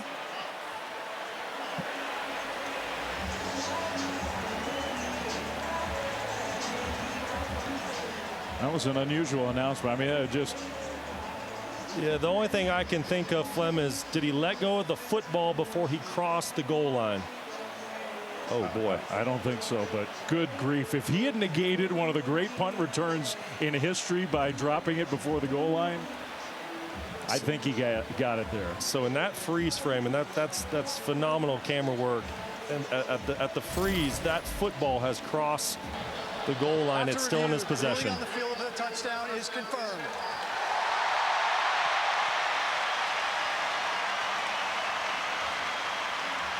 So now what? We've got...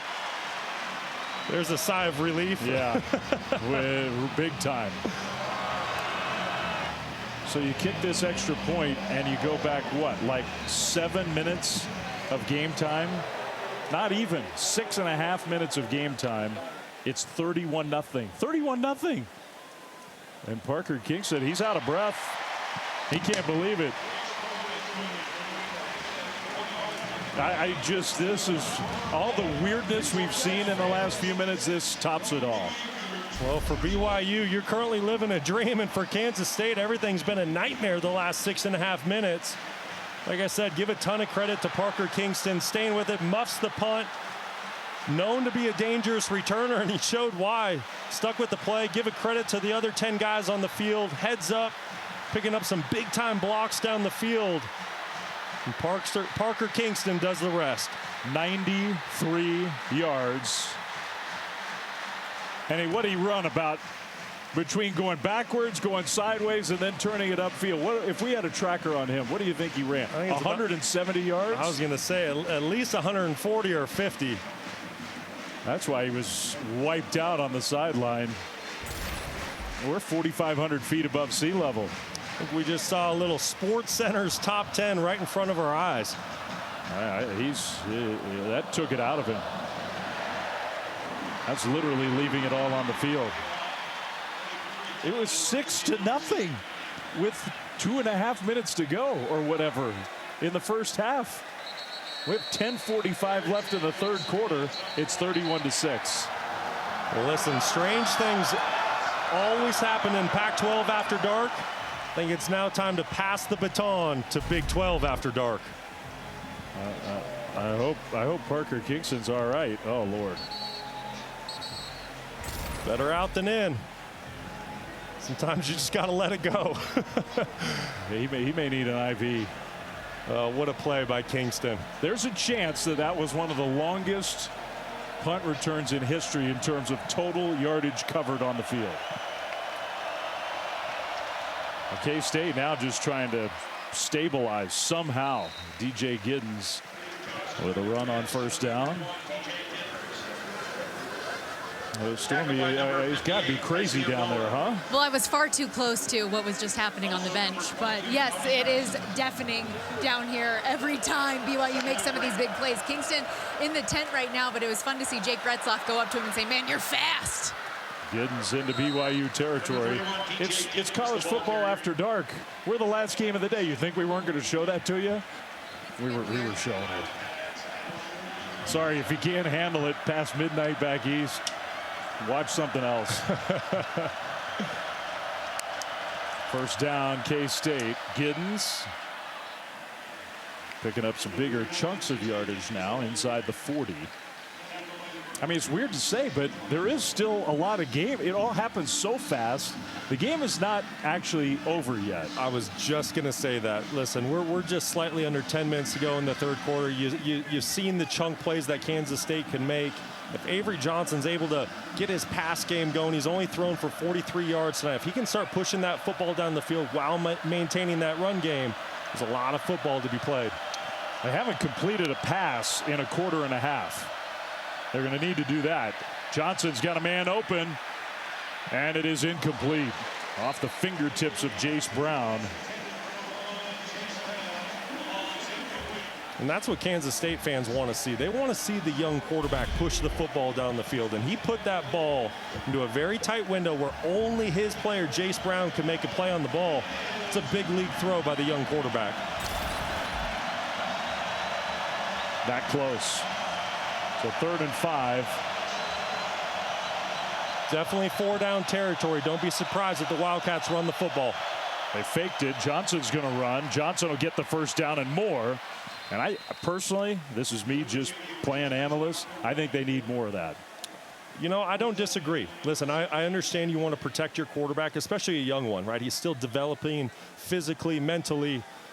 But you can see how dangerous he is when he gets outside the pocket. So as much as you want to protect the quarterback, you also have to do whatever it takes to win football games. And Avery is dangerous when he gets out to the perimeter. Yeah, I get what Connor Riley's saying about we got to keep this guy healthy. They do. Hand off left side, no. Before the play started, I think another false start. False start. Offense. Not all 11 players were set. 5-yard penalty. Remains first down.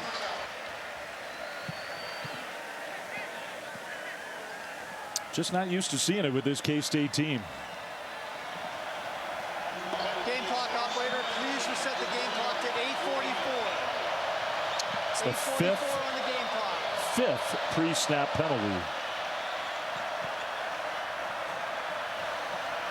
So 1st and 15 from the BYU 30. Edwards didn't get it. Johnson kept it. And a good tackle there by Blake Mangelson. Well, there's just no air in the front. Mangelson does a tremendous job of getting off the block, but there's nowhere to go with Avery Johnson running the football. BYU is selling out to stop the run. They didn't have a single safety deep on that play. All 11 players for BYU right now are committed to stopping the run. Well, that thing, the note we said a minute ago still applies. They haven't completed a pass in a quarter and a half. They're going to throw here short. There's a completion to one of their good tight ends. So they get down to the 20 to set up 3rd and 5. That's Garrett Oakley. Good job by the Wildcats making it 3rd and manageable. Now there's a BYU player down. That's Harrison Taggart, who had the interception.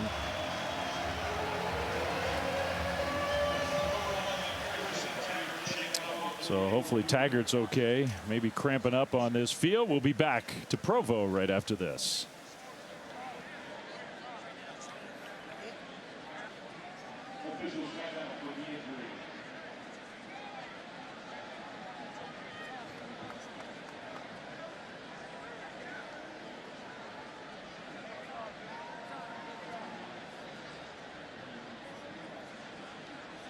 This week it was cool seeing a team of Bristol Myers Squibb employees pedaling across the beautiful state of Utah as part of the Coast to Coast for Cancer ride, raising money in support of the V Foundation. You can check out, if you'd like more info, you can help donate. Great cause.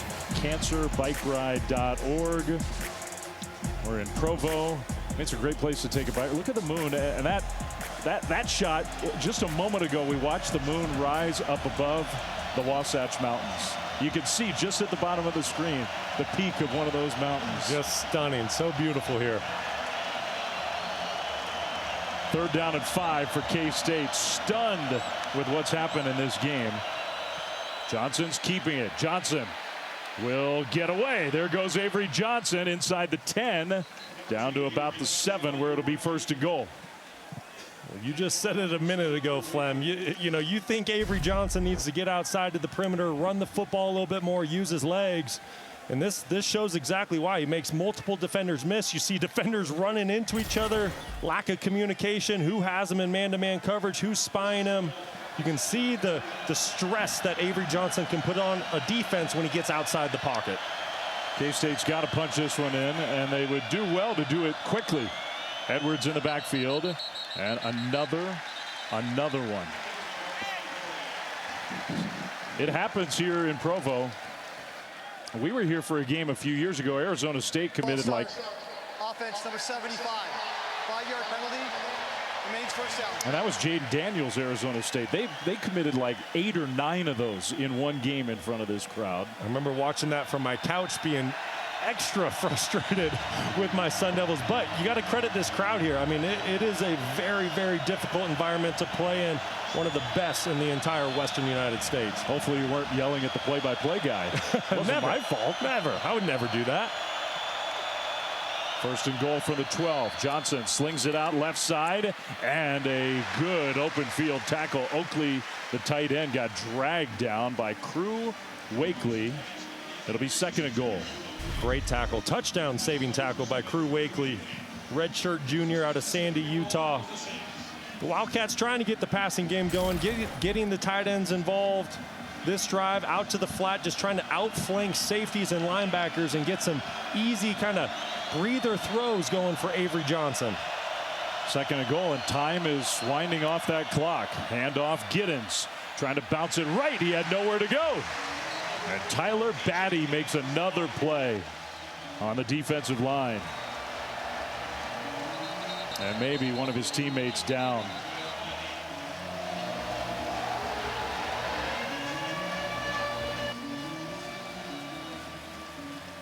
It looks like pointing to his hamstring. Maybe another cramp for a BYU player. Another timeout for a quick break.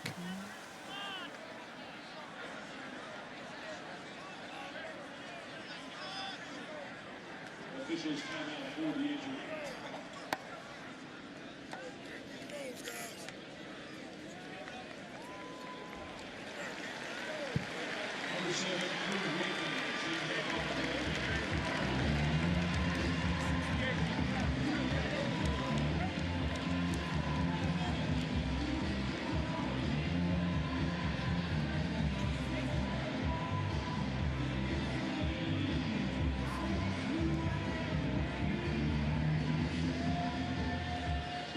Sections across the country competing to be the Taco Bell Live Mod Student Section of the Year. Download the Taco Bell app to learn more.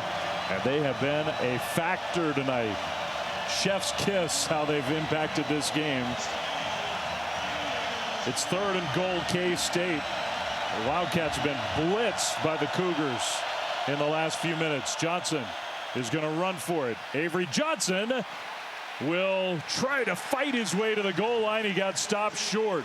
Man, a tough run for the young quarterback. Tommy Prasis, who had the scoop and score, might have been the guy who held him from getting in the end zone. I'll tell you what, Avery Johnson is just so much fun to watch. Credit the BYU defense. Nowhere to run. Kansas State trying to run right up the middle. They completely take that away. Johnson bounces it outside. And they're going for it on 4th and goal. They have to, and now K-State is going to have to burn a timeout. Man. First charge timeout. Kansas State. That was a good wind sprint at altitude by their head coach. Chris Kleiman still got it. Going back to his old defensive back days. Get him on the track team. That was outstanding. I mean, we're 4,500 feet above sea level. We got guys cramping all over the place, and the head coach is running his best 40. Yeah, I think that was a good timeout. Obviously, there was some confusion, and this is a gotta-have-it moment for the Wildcats football team. If they're going to hang in there, still have a fighting chance as you approach the fourth quarter, have to get a touchdown here. That's pretty good. Pretty good.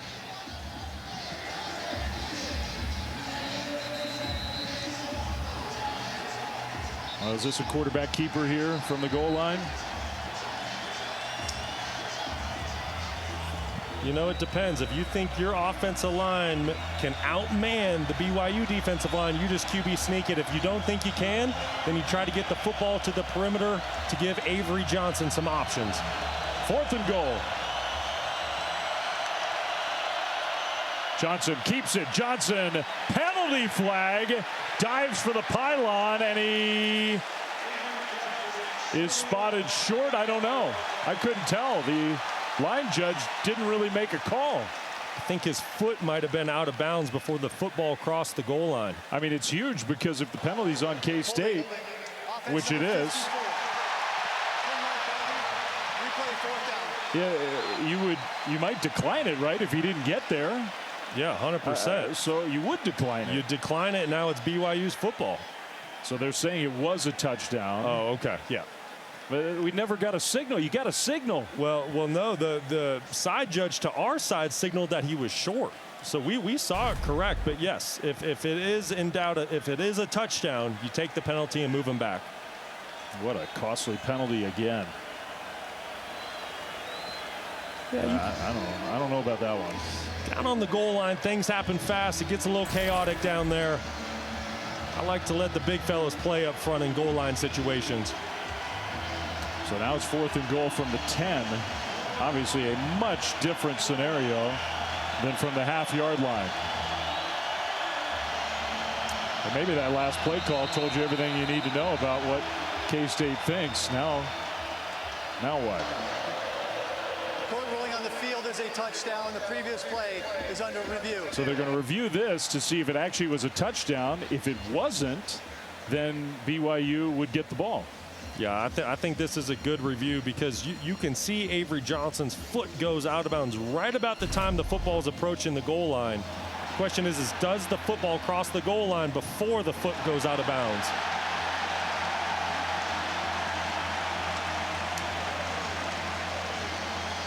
Yeah, and the real question is his toe on that sideline at the moment of truth right there?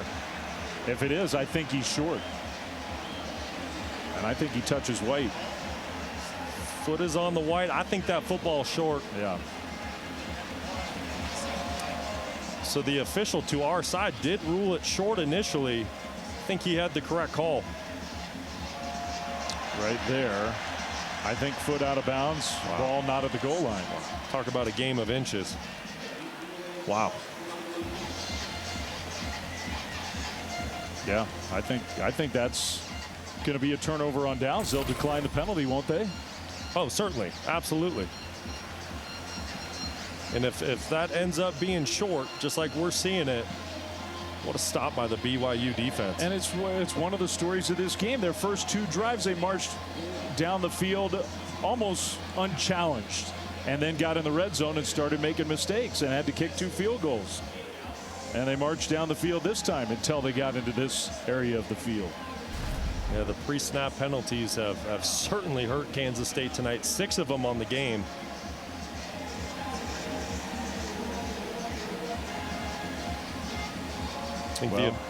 I think that's a pretty darn good look.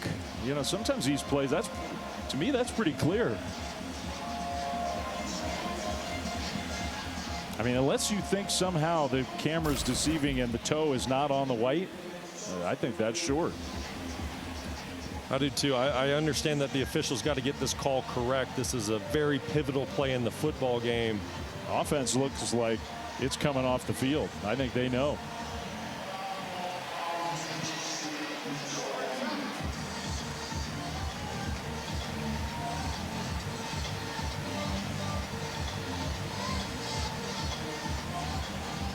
right, we're going to get a good explanation. I can feel it coming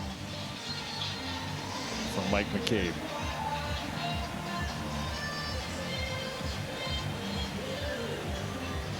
After review, the ruling on the field of a touchdown stands.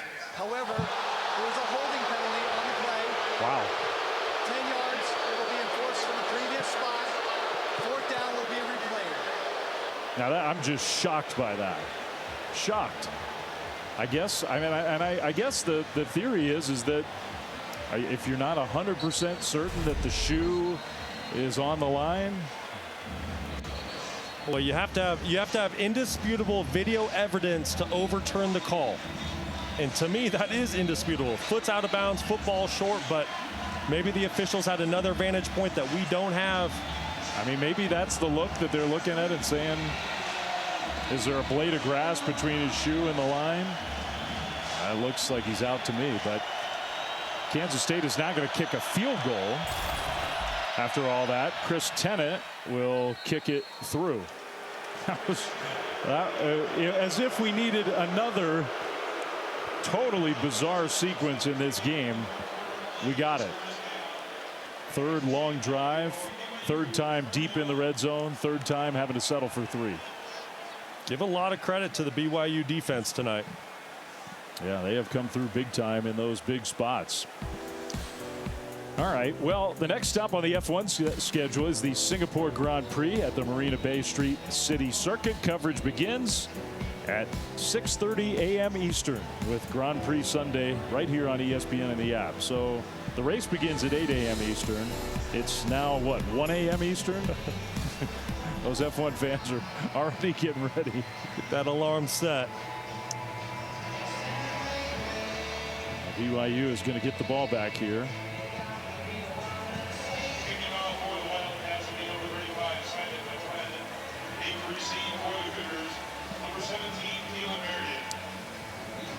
The BYU front line is setting up just in case Kansas State decides to try to do a surprise onside kick.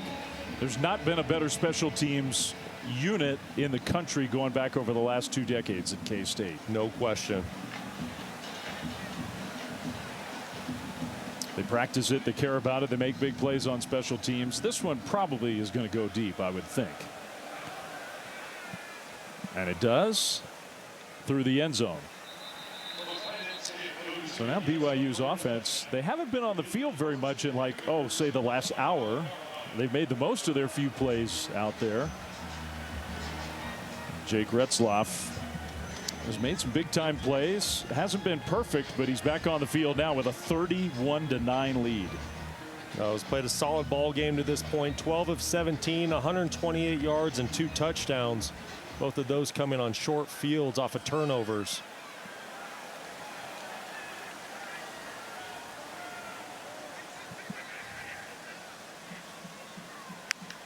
First play of this drive, Moa gets the carry left side, and Sione Moa, tough to bring down. I know their top 2 running backs are missing, but they may have found something in Moa. I agree. Moa's brought some juice tonight. He's got some wiggle. You can see his speed. He's shown off his hands a couple times, catching some passes from the backfield. For just a true freshman, he's brought some juice tonight. And at 5'10", 215 pounds, he's a load when he gets going downhill. He's shown really good hands in the pass game. He's caught 3 passes. He had 17 yards rushing on the season before tonight. BYU, you figure running the ball now with this big lead is going to be a big part of the plan. Little fly sweep and a first down. Not much more, but Keelan Marion gets just enough. Austin Romaine with a tackle. K-State's defense is, if K-State has any chance to come from behind, they need a big play. No, they certainly do. They need to come up with a turnover. 3 turnovers for the Kansas State offense. BYU's done a great job of protecting the football tonight, and now they're in this mode where they're going to milk the clock. They're going to let the play clock go down low every play and try to establish the run here late in the game. Moa gets another carry, and this time nowhere to go. Stopped at the line of scrimmage by Romaine. Like I said, you can see the pace BYU wants to play with here. They're in no hurry, looking to the sideline, taking their time, huddling up. They're going to milk some clock. And you're right, Flem, Kansas State, they need to find a way to get this football back to their offense as soon as possible. Yeah, every first down means a few more minutes are going to work off the clock, at least a couple more.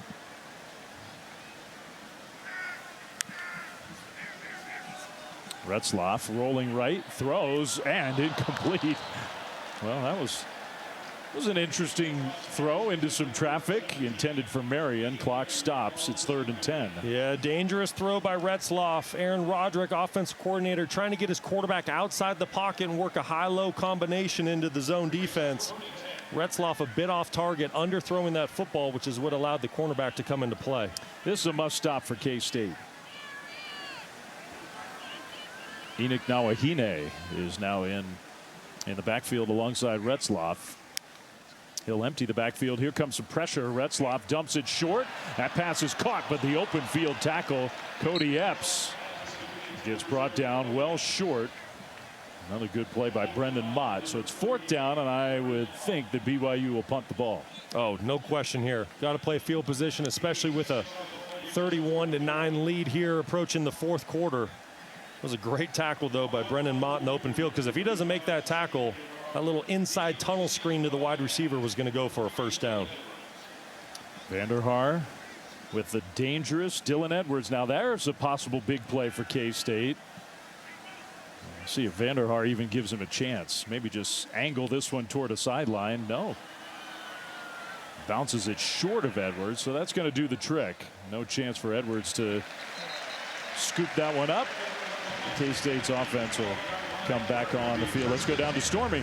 Well, guys, if you want a bright spot for this Kansas State offense tonight, Avery Johnson announced this week he's dedicating the rest of his season to his former high school principal, Dr. Chris Botts, and his fight against stage 4 cancer. So every touchdown Johnson scores for the rest of the year is going to help provide funds for Botts, who's in his 2nd bout with the disease. And Avery told me it means the world to him that he's in a position to give back to someone who's impacted his life and so many others in so many ways.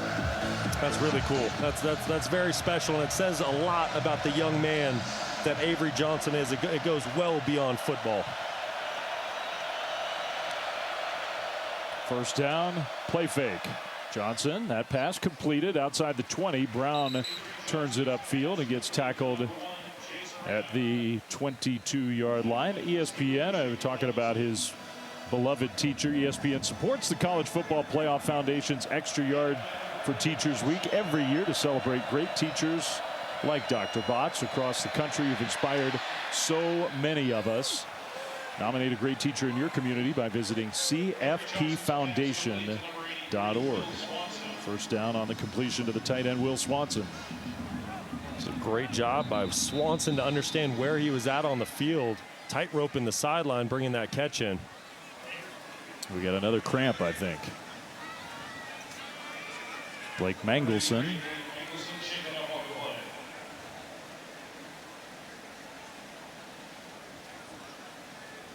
Mangelson, one of the pillars to this BYU defensive line, and he has been for multiple years.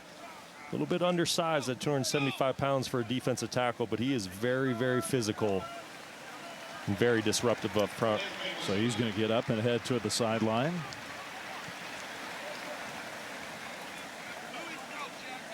We thought it was going to be a little chillier here in Provo. We're not going to name names, but someone said, hey, you might want to pack the heavy winter jacket for this one. But it has been an absolutely beautiful night here in Provo. It's still 62 degrees. I'll name names. Brian Adair told us, bring your winter coat. It's T-shirt weather tonight. We love Brian, one of our great camera people, and it helps us set up the booth every week. He's the best. He's a terrible weatherman. Pitch play, and Giddens will fall forward out to the 34-yard line. So second down coming up. Final minute and a half of the third quarter. K-State, they got a field goal again last time. They got to play fast if they have any hope. Johnson kind of running forward. It was a nifty play. Found Johnson, Keegan Johnson, and he spotted short. He got out of bounds, but did not get the first down. 3rd and 1. Yeah, Kansas State's been playing with some decent tempo on this drive, but when you're down 3 possessions, you know, you almost need to be in a 2-minute mode, playing as fast as you possibly can, because you need to get multiple scores, multiple stops. Because if you can get at least one more, then maybe you sort of change the feel of the fourth quarter.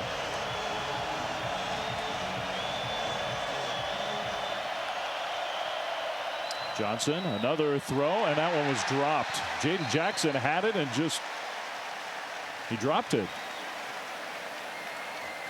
It was great recognition by quarterback Avery Johnson. There was only one defender for 2 wide receivers to the short side of the field.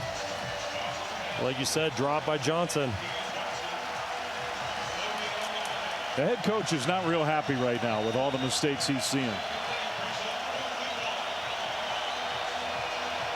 A 4th down.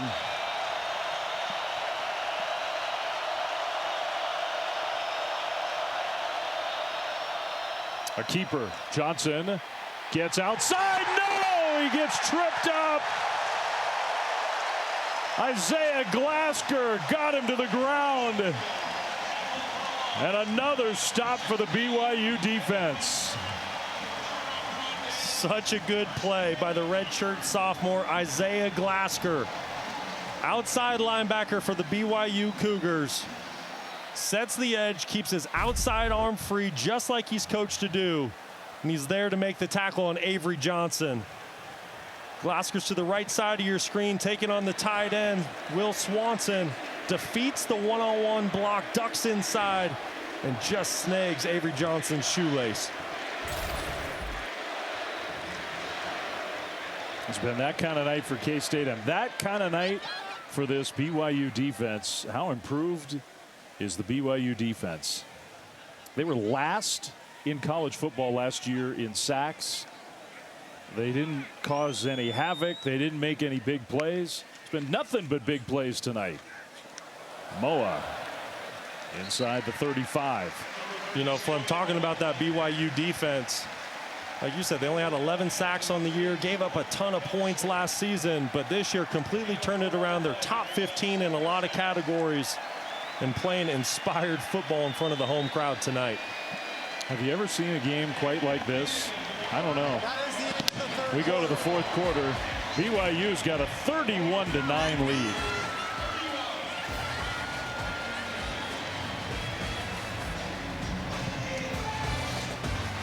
Evo.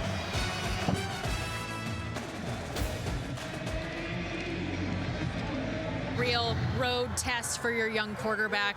What will be most important for him to close this out in the fourth quarter? Well, we're beating ourselves. It's not our quarterback, it's everybody. We're not playing up to our capabilities, and it started at the end of the second quarter. We were in good shape at 6-3 or whatever the heck it was, and then we have the turnover, and it kind of snowballed at the end of that first half. We're going to find out what we're made of here in the fourth quarter. Our kids will keep playing hard. Appreciate your time. You bet. Well, the first play of quarter number 4, Moa got swallowed up by Cody Stufflebean, defensive lineman for K-State. 31-9. BYU has 181 total yards of offense. 181 yards, and they're up 31-9. We got to remember the majority of the points they scored all came off of turnovers, short fields. Then you had the punt return for a touchdown, the scoop and score on defense. They haven't had to drive the field tonight. 3rd and 8 for Retzloff and the BYU offense. Retzloff throws wide open, caught. Hill, the tight end, first down and more. Down to the 21. Nice play by Keanu Hill, former wide receiver last season that converted to tight end for this season. And he's a matchup nightmare. Being covered by a linebacker, he's going to win that matchup 100 out of 100 times. As BYU continues on to Big 12 play, watch for Hill to have a big season matchup against linebackers and safeties. He still runs like a wide receiver. Yes, he does. The 1st and 10 Cougars. After converting 3rd and long, Moa, again, just nowhere to go. Chidi Obiizor led the way. Yeah, that's a tough situation for BYU. Kansas State completely selling out, all-out blitz to stop the run.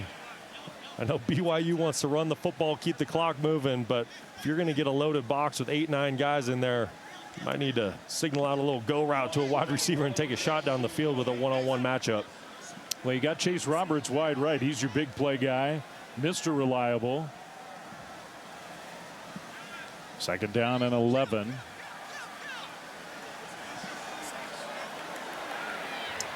Retzloff checked into a run play.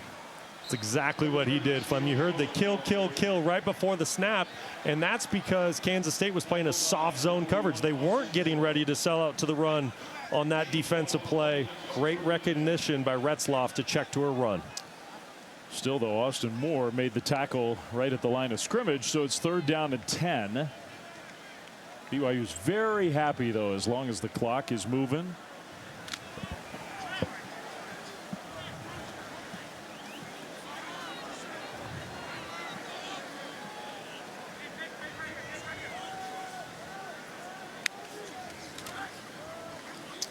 They'll give it to Moa, right side run, and Moa breaks a couple of tackles. Another one. There he goes. Touchdown. What a run by the freshman.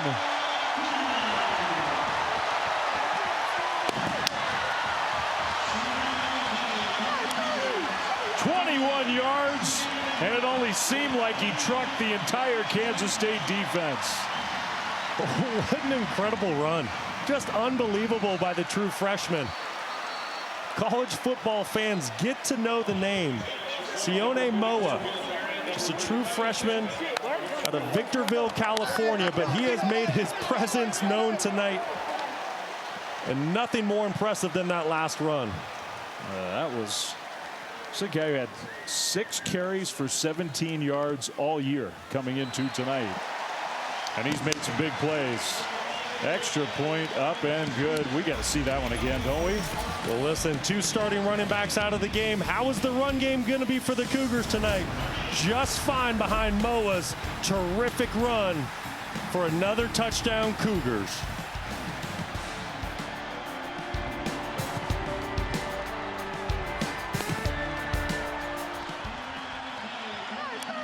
And the all-time greatest Cougar coach, Lavelle Edwards. The stadium's named after him. Served 2 years in the Army during the Korean War.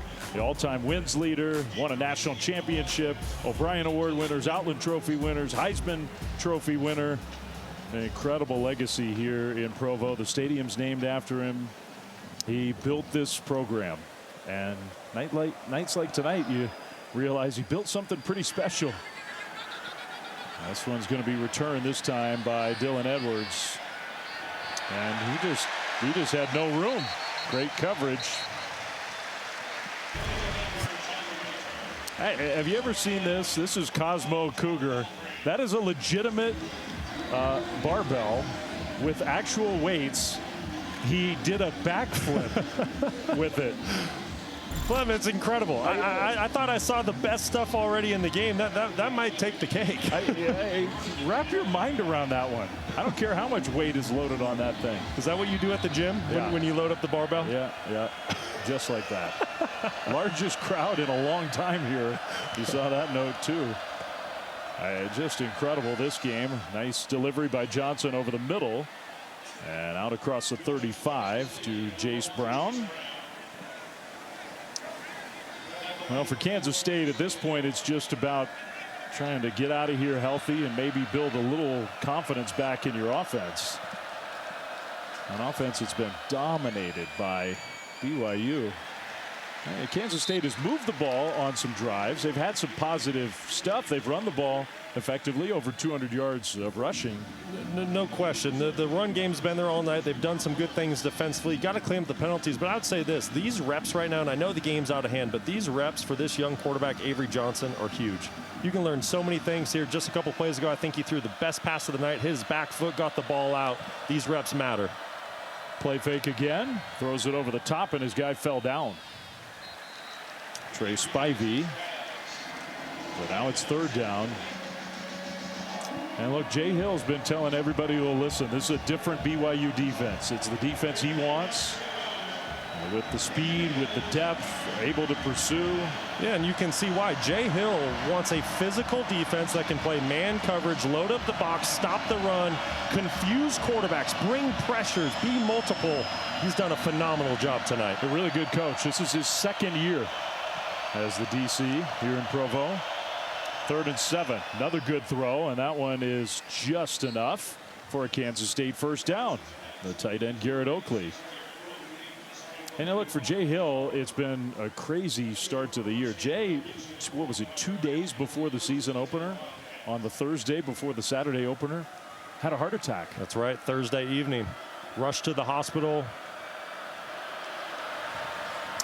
And somehow here he is coaching tonight, and he's been coaching essentially all year. That's Jace Brown again.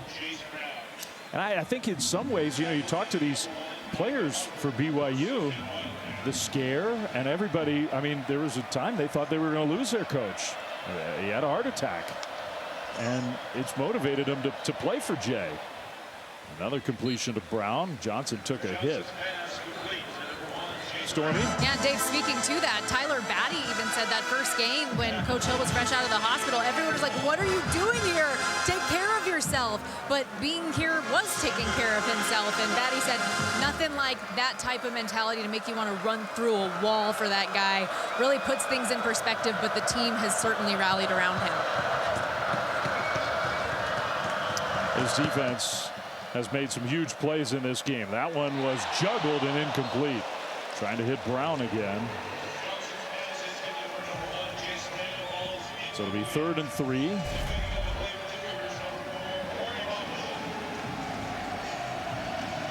I think that was a pretty well thrown ball by the young quarterback. Jace Brown had a couple drops tonight, adding to the list there, just trying to hit a quick inside slant to pick up the first down. Drops the football. Jaden Jackson had a big drop on a crucial play in the 3rd quarter.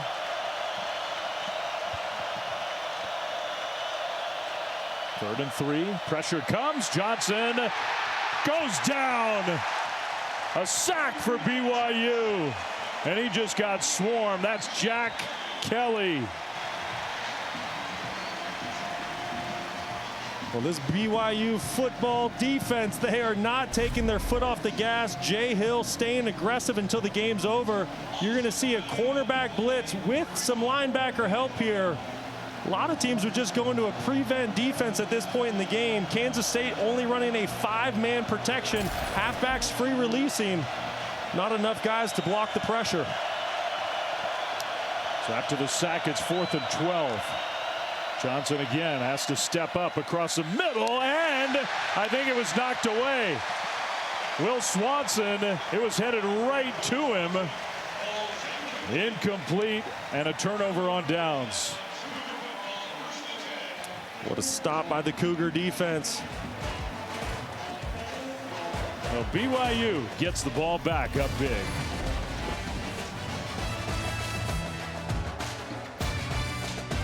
It's presented by IHG Hotels and Resorts. 19 hotel brands, 1 loyalty program. Download the app.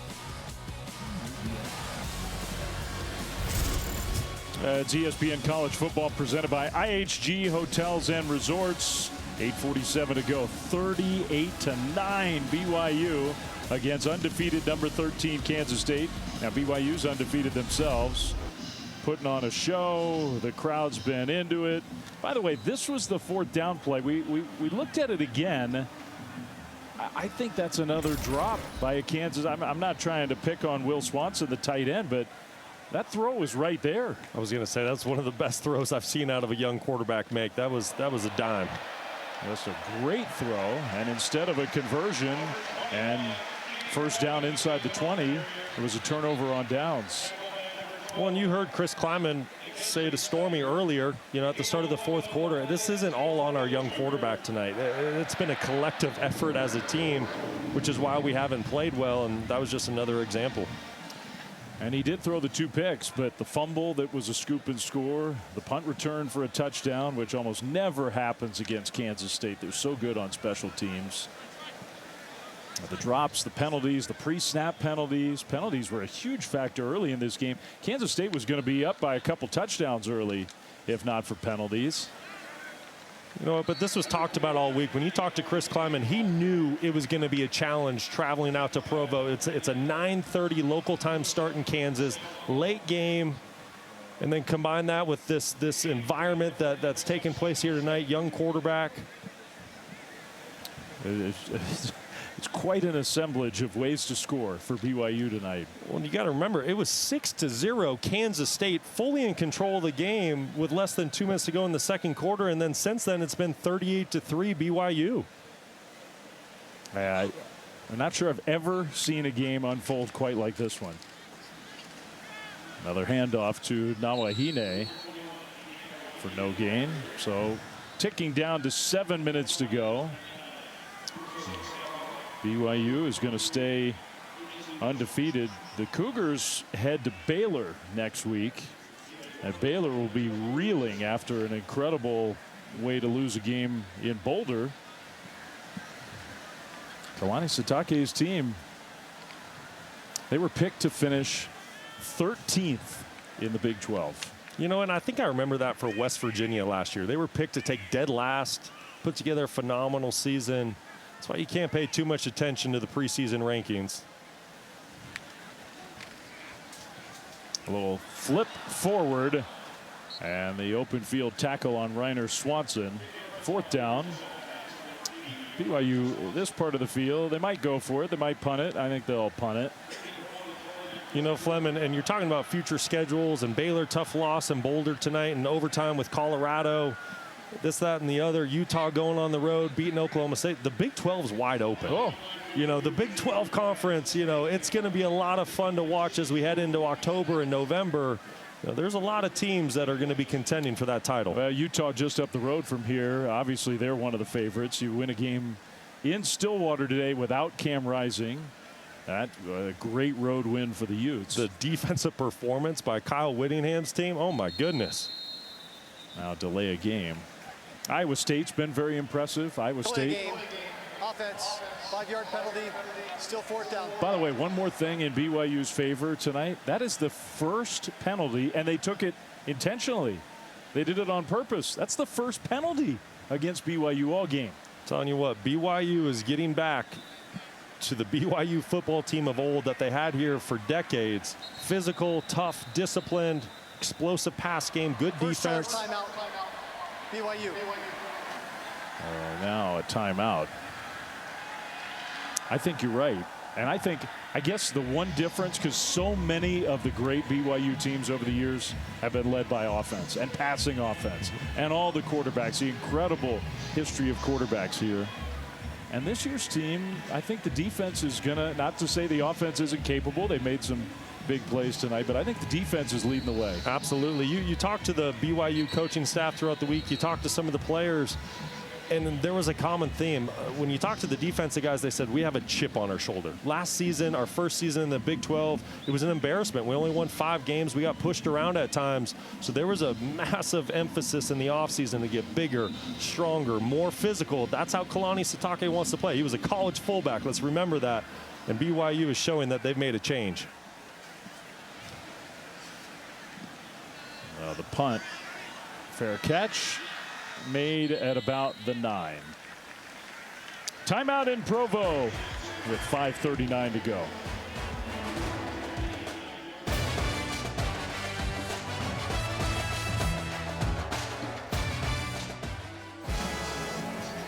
Well, tomorrow, the WNBA playoffs are going to kick off. It's been such a great year for the WNBA. Dream, Liberty, 1 Eastern. The Fever, the Sun, you know who's playing in that one at 2:30 on ABC. A game at 5, a game at 10 with Asia Wilson and the Aces. So 4 games to start the WNBA playoffs tomorrow. And whoever wins those games, they can come to the BYU Creamery and get some ice cream. How good does that look? I want the bowl on the left. What was that? Maybe the greatest on-campus ice cream in the country. The Penn State people will probably fight you if you say that, but right on campus, and it is packed on a Friday night. We were over there last night to check it out. The old BYU Creamery. 38 tonight. Everybody on BYU's team gets an ice cream cone after this game. They have really played well. We were getting ready to start, and we got another cramp. I think that's Cam. It's Crew Wakely. Crew Wakely, rather. Yeah. That's the second time for him. Free safety. Bunch of Cougars been cramping tonight. New quarterback for K-State just put a big cone of ice cream on it. He'll be fine. Hand off to Joe Jackson. So K-State's putting the backups in with 5:35 to go. Just going to try to get out of here and get home. And Avery Johnson, look, the stat line doesn't look great tonight. I don't think he played as poorly as the stat line would indicate. No, I agree. I think Kansas State as a whole did some good things. Avery Johnson, he's going to learn from this experience. He's so young, only his 5th career start. He has a lot of great football ahead of him. I mean, you got to help him out. You get a young 19-year-old quarterback, first real true road test of his career, and you're dropping passes all over the place and committing penalties, putting yourself in bad spots. That's exactly right. When you have a young quarterback, you'll hear every coach say, hey, listen, the other 10 around him need to play great. And the other phases, defense, special teams, need to play great. Well, defense didn't play great. Special teams gave up a huge punt return for a touchdown. And then we talked about the pre-snap penalties by the offense. So Avery Johnson did not have a lot of help tonight. 3rd and 2 for Jacob Knuth, now in at QB, and the K-State offense. And the run straight ahead for a Kansas State first down. K-State gets Oklahoma State at home. And I look, it's still, this conference is so wide open. I don't want to call it an elimination game, but after what's going on tonight with the Wildcats and Oklahoma State losing at home today to Utah, if you want to win a Big 12 championship, losing next week, that game is critical for those two teams. Knuth finds a tight end across the middle. That's Will Ancio. Penalty flag and a couple of them back behind the play.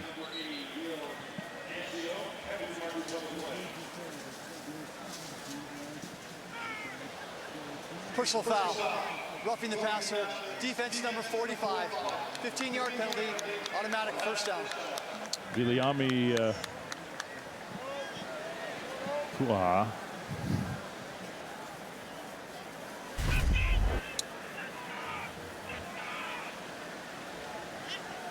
It's a late night for all of us.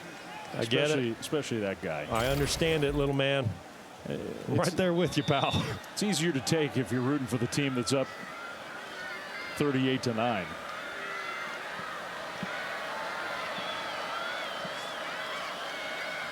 Knuth scrambles and gets a couple. Well, since we're talking about it, Oklahoma State at home, then right back after a week off to the Rocky Mountains to take on Colorado. Well, Flem, you said it best. One loss in the Big 12 Conference more than likely is not going to keep you out of a chance to play for the title, but 2 just might. So next week, Kansas State, Oklahoma State, that's going to be must-watch TV, especially for all the other schools in the Big 12. That game is going to have a huge influence on what happens for the rest of the year with Oklahoma State and Kansas State. For longtime K-State fans, that's a fumble, and the ball got kicked out of bounds. Wildly sort of kicked out of bounds. Isaiah Moa, who's Sione Moa's brother, but not the other Sione Moa's brother. All right, so the ball goes back to the spot of the fumble. What a hit by Moa. Coming in from the side, Knuth wasn't ready for it. If you've followed K-State forever, and K-State's been a Big 12, Big 8 team for decades and decades and decades, there's so many teams on the schedule that Kansas State hasn't played in a long time, or in some cases ever. Game clock operator, please restore the game clock to 2:55 and start the clock. Am I ready for play? We're putting time back on the clock. And Chris Kleiman talked about that this week. He said, listen, we play 5 teams that we've never really played. We don't really know them. So we had to do extra film study in June and July to get to know these programs so that we feel good when we get to game week. While BYU, things are setting up pretty nicely for the Cougars. That run on 3rd and short, I don't know. It's close. And I think they are signaling first down. So first down for K-State.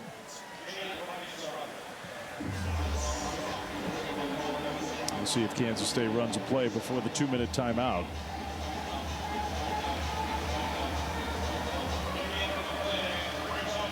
Well, they waved it was a first down, and now they marked it as 4th and short.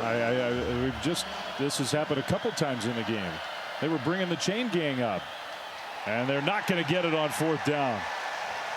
So the game's going to be over. Joe Jackson couldn't get there. Isaiah Moa, another good play. The younger brother of Sione, the two brothers playing on defense at the same time on that sequence, and younger bro with a heck of a play. Couple great plays in that sequence. Forced the fumble, coming off the edge, making a huge tackle for the 4th down stop. It shows you a young player who hadn't had a chance to play much make a big play like that, how much that means to his teammates. So now 2:02. We got to run one more play before the 2-minute timeout. And then we'll come back and BYU will finish off a win. The students have not gone anywhere. A lot of the crowd hasn't left, you know, and I think that this was a fan base that needed this moment, right? They've had a lot of tough times the last couple years, and they've been looking for that signature win to get back to the BYU of old, and they got it tonight. Last win against a ranked team was a win against Baylor in 2002. They're going to get another one here tonight in Provo.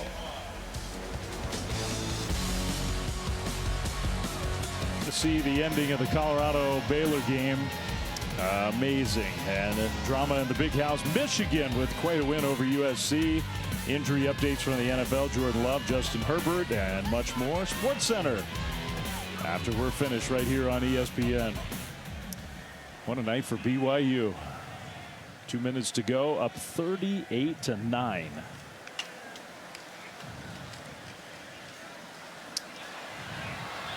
And a first down run. And a good one. Nawahine.